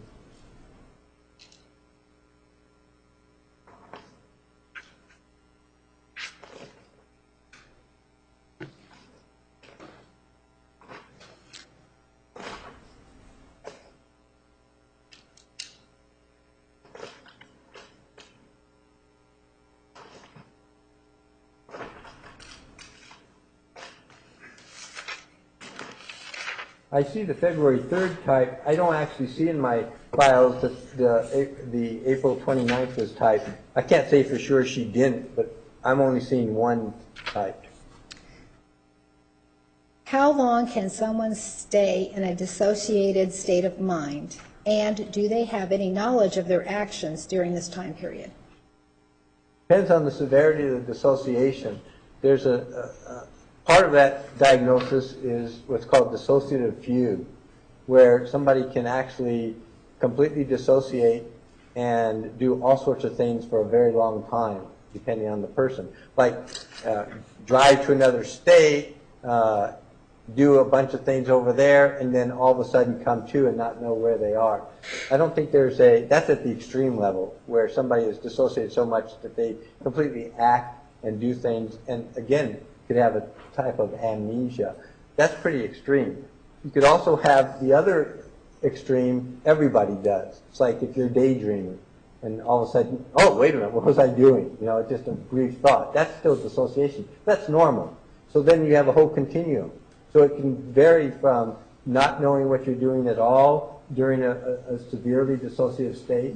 In fact, part of the training that explains that is the brain, which I didn't do this time in here, but the part of the brain that actually controls that is the areas we look at in trauma.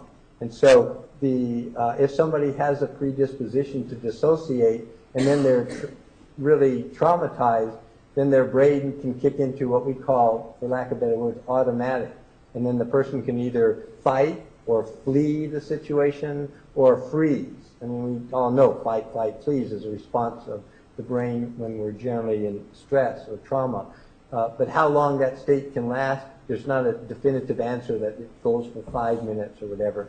And whether or not they know what's going on during that state could vary from knowing but not being able to do anything to not even knowing and not even recalling or getting flashbacks. Remember we talked about flashbacks with PTSD. Flashbacks are essentially things that have been blocked out, perhaps dissociated, that may intrude in nightmares or dreams or others. So people can have that. Do people still function normally, for example, go to work during these times? These times still dealing with dissociation? Correct. It varies. It can be because dissociation could be for particular things. Like, you know, you block out your childhood abuse and you don't think about it, so that's sort of dissociated, but meanwhile you're interacting on a day-to-day basis. So particular traumas or events can be blocked out, which wouldn't affect you later on, at least behaviorally. It could still affect you physiologically. So people can still have nightmares and not know what it is, or they could have, we call feelings in the pit of their stomach. Some song comes on the radio that reminds them of childhood without them knowing it's reminding them, but the body automatically reacts.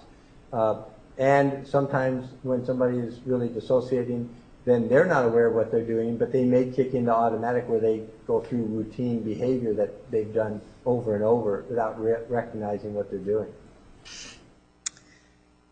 How do you discriminate between the two DAFS tests? How does the test allow her to pull emotions separate between pre-jail and post-jail? Well, the test doesn't do that. The test has just questions about thoughts and feelings. That's where we adapted it. Both Dr. DeMarte with the trauma symptom inventory and us with the DAFS, is we're asking her to answer those questions for different time periods. The test itself doesn't do that. The test just says, at the time, as Mr. Martinez pointed out, at the time or during the experience, did you feel blank? Or did this occur? Or did you react in a certain way? Or were you not able to concentrate? It goes through 100 questions looking at that. So the only thing we do is, in this particular case, which wouldn't be done normally, is we're asking her to go back as if it was at that time, the first time. The second time, we're really asking her more about those events that she noted and how it's affecting her now. So that's why you see changes. Normally, those tests are given, as I mentioned, either at the time or within a month or a year of the event happening. So they're looking very specifically for what the either effects are at the time, immediately after, or over the last month or year. So we're at a loss to be able to go back, so that's the only way we do it. But again, you want to get cautious. If that's the only thing I had done, I wouldn't have gone into diagnostic issues because you don't want to rely, A, on one test. Objection beyond the scope of the question. Sustained. Full approach, please.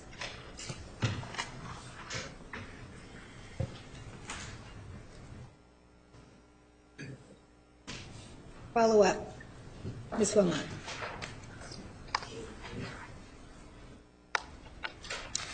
Follow up, Ms. Wilmot.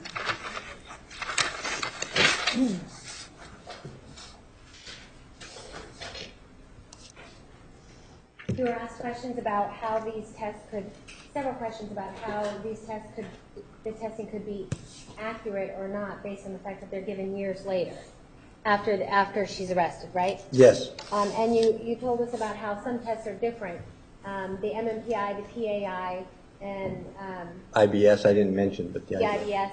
Are those tests that wouldn't change no matter if you gave it to her in 2005 versus 2014? Theoretically, they're looking at long-term patterns of behavior and personality.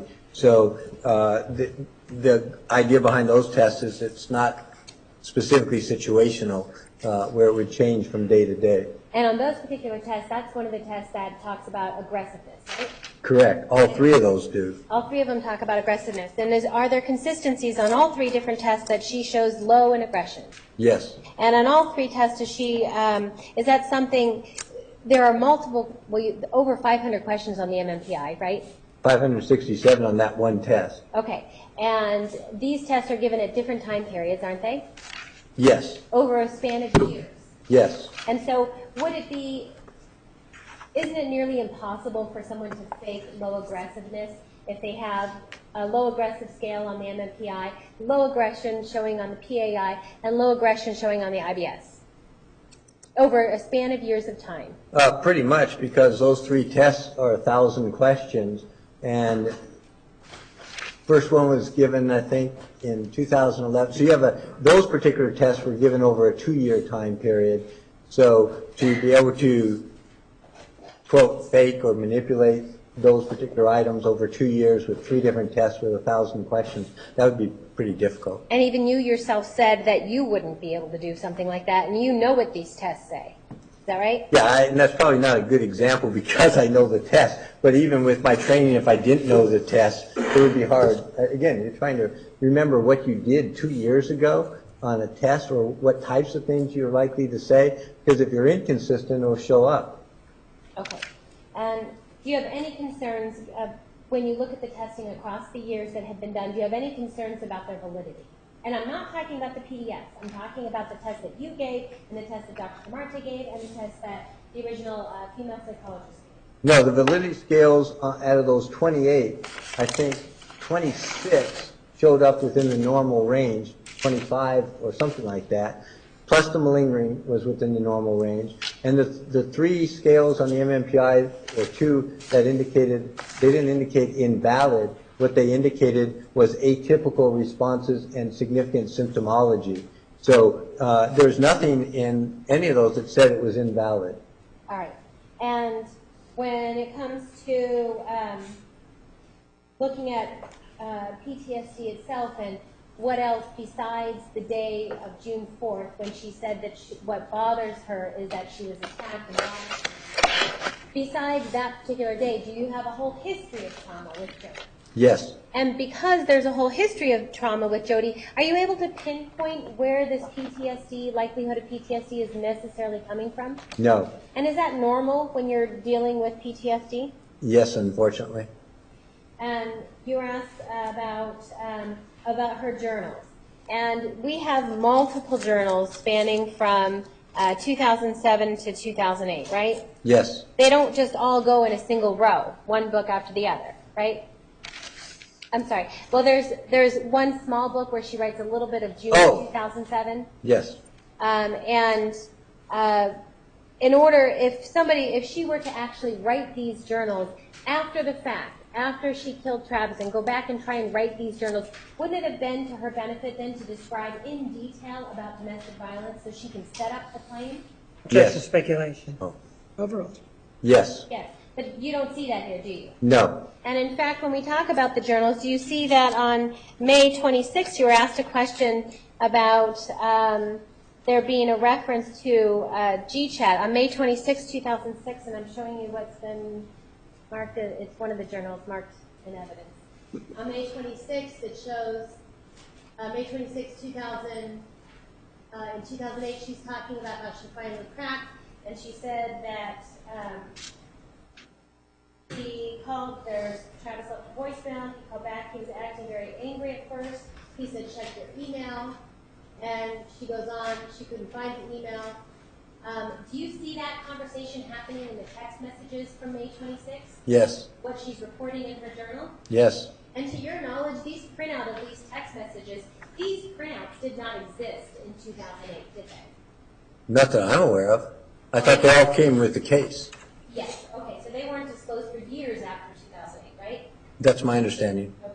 And in fact, in this May 26th journal, she talks about, she checked the Facebook, it was just his being classic rude. She also goes on, we also chatted on a Gmail, more rude, and he accused me again of slashing his tires. You see that? Yes. Do we see in the record then on GChat on May 26th, where she talks about where that's where he calls her pure evil, or terms such like that? Yes. And is that where and those chats, the printouts of those chats, those did not exist in 2008, did they? That I'm aware. Well, no, printouts did not, as far as I know. The printouts. And Does that help find consistency or collaboration between what's written in the journals versus, and whether or not they were written at the time that they're dated? Yes, the text message, G-chats, especially that long history with so many people, and at the time, was very helpful in trying to put together the big picture. And when she talks about the events of June 4th being troublesome to her, those events were specifically being attacked, body slamming, and Mr. Alexander threatening to kill her. Is that right? Yes, And when she talks about things about finger breaking, when her finger was broken, when Mr. Alexander broke her finger in January of 2008, other than what she told you, have you also seen her left middle finger? yes, Her ring finger, I'm sorry. ring finger, And have you seen that it's crooked? yes, And when you were asked a question about May of 2008, that she's talking about being stronger and moving on, but she really wasn't, do you see the evidence of the pulling back and forth? yes, And do you see that she was strong enough to actually move? She left, right? that's correct, She left Mr. Alexander. yes, But even though she left, Mr. Alexander's still contacting her? yes, And in fact, in May 10th of 2008, isn't that when we have the, what's known as the sex tape, where they are having phone sex? yeah, I gotta look and see if it's May 10th, but it was May of '08. Okay. And when they're having phone sex, you were asked questions about the masturbation and what Jodi walking in on Mr. Alexander masturbating. Are there other cooperative events that help to corroborate or show consistency with what Jodi says happened? Yes, what happened, you're talking about the masturbation or the attraction to young kids? Attraction to young kids. Yes. And do you see that in the phone sex tape? Yes, Do you see that in Mr. Alexander's own words? Objection, leading. Do you see that in Mr. Alexander's own words when he says on the audio phone sex tape, when he says, "You sound like a 12-year-old girl having an orgasm for the first time"? yes, Do you see that when he says when in his own words he says on the tape, it's like corking the pot of a little girl? yes, And do you see, and those are coming from Mr. Alexander's own words, right? yes, And are those things that help corroborate what Jodi says she saw in January of 2008?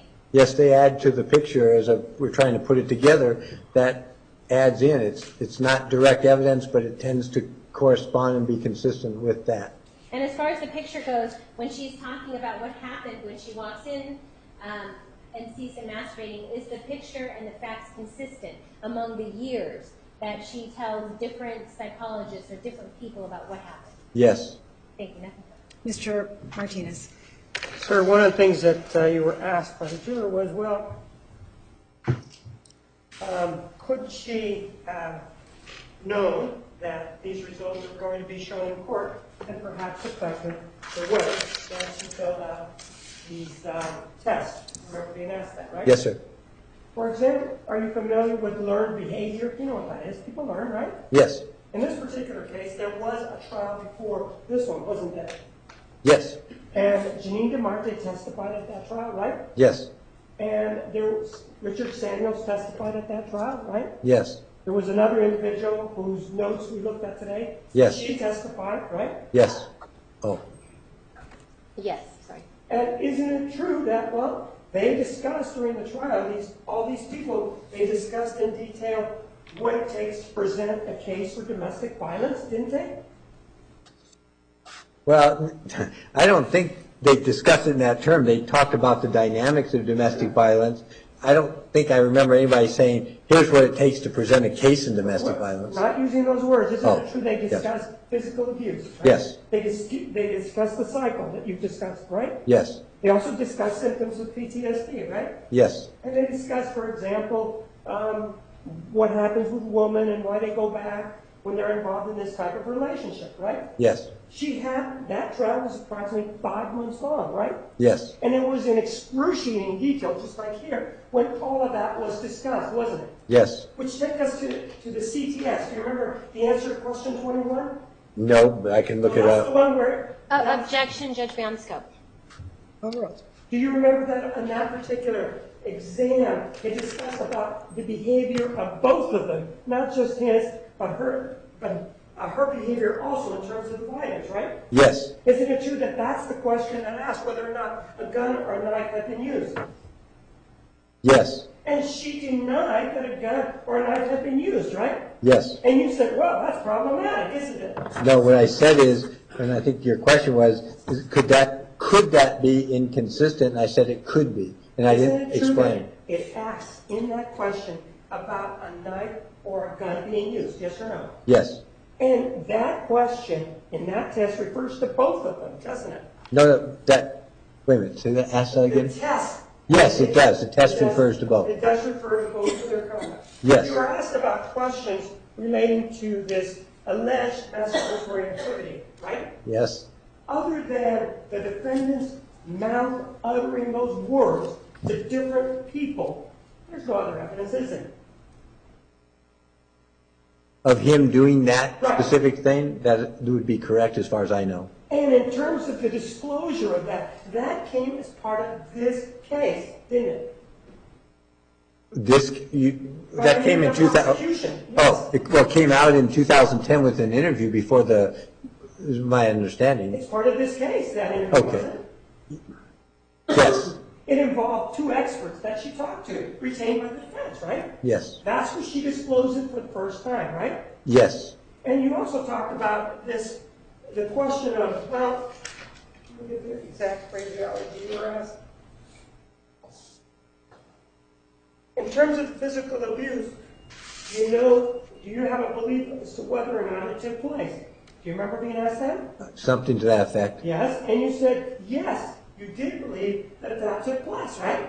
No, I think actually I kind of need to think of the question. One question was, do I believe that domestic violence occurred? And I said yes. Okay, so you believe that domestic violence occurred then, right? Sir? Yeah, I'm trying to think, make sure what my Well, answer let's is. go back to your... Yeah, yes.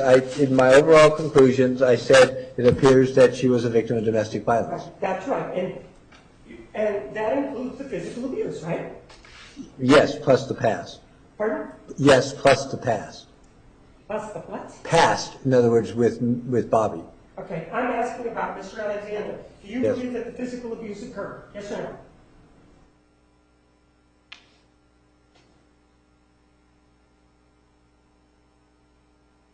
Objection invades the province of the jury. Overruled.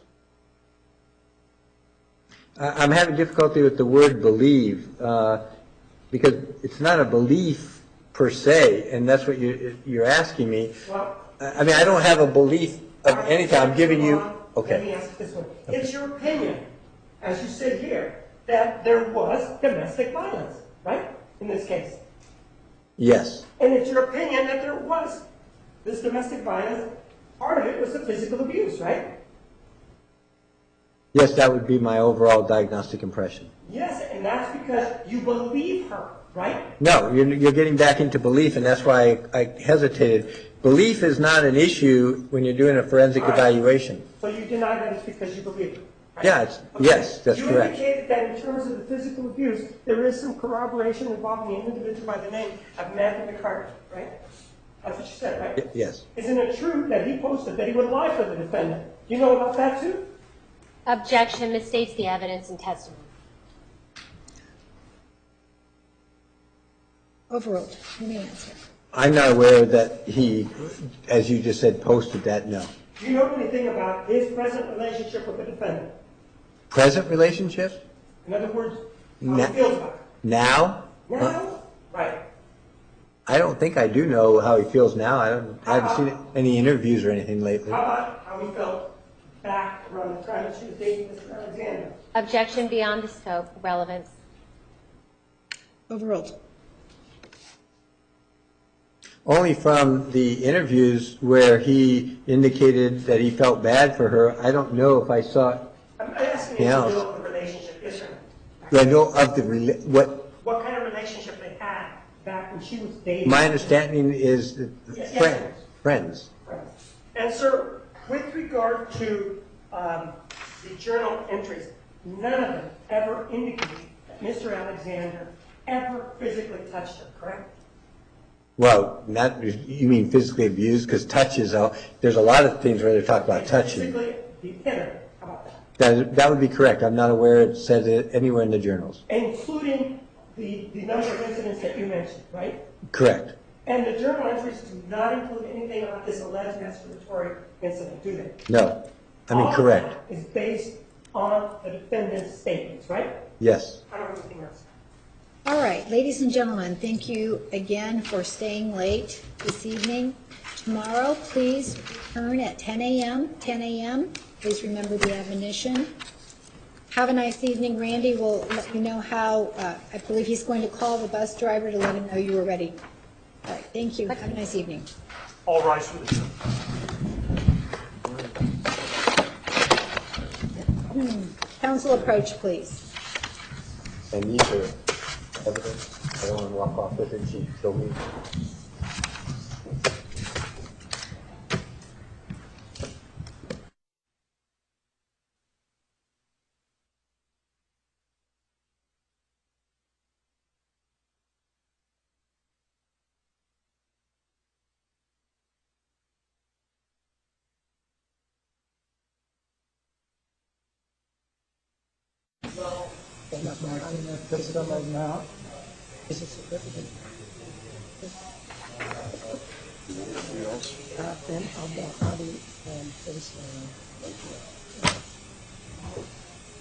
Okay, I got my stuff.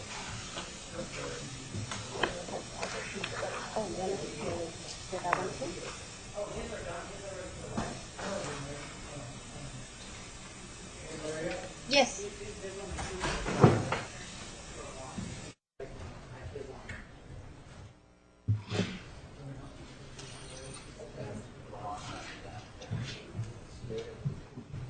Pleasure. Thanks.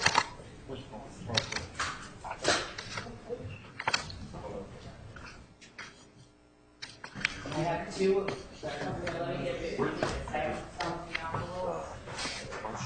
The summary and the outline back. Jennifer, I did the summary and I didn't have the outline, but the summary and that other thing. So good. The guy is like I don't have any white like house at circling. I know anybody either that or protective services group got a call. I think right now Kelly, can I go if these two are behind? I'm at that dispatch. Right, I have to take him to the airport. I'm a no, I know. I'm wondering if control. Take any of those.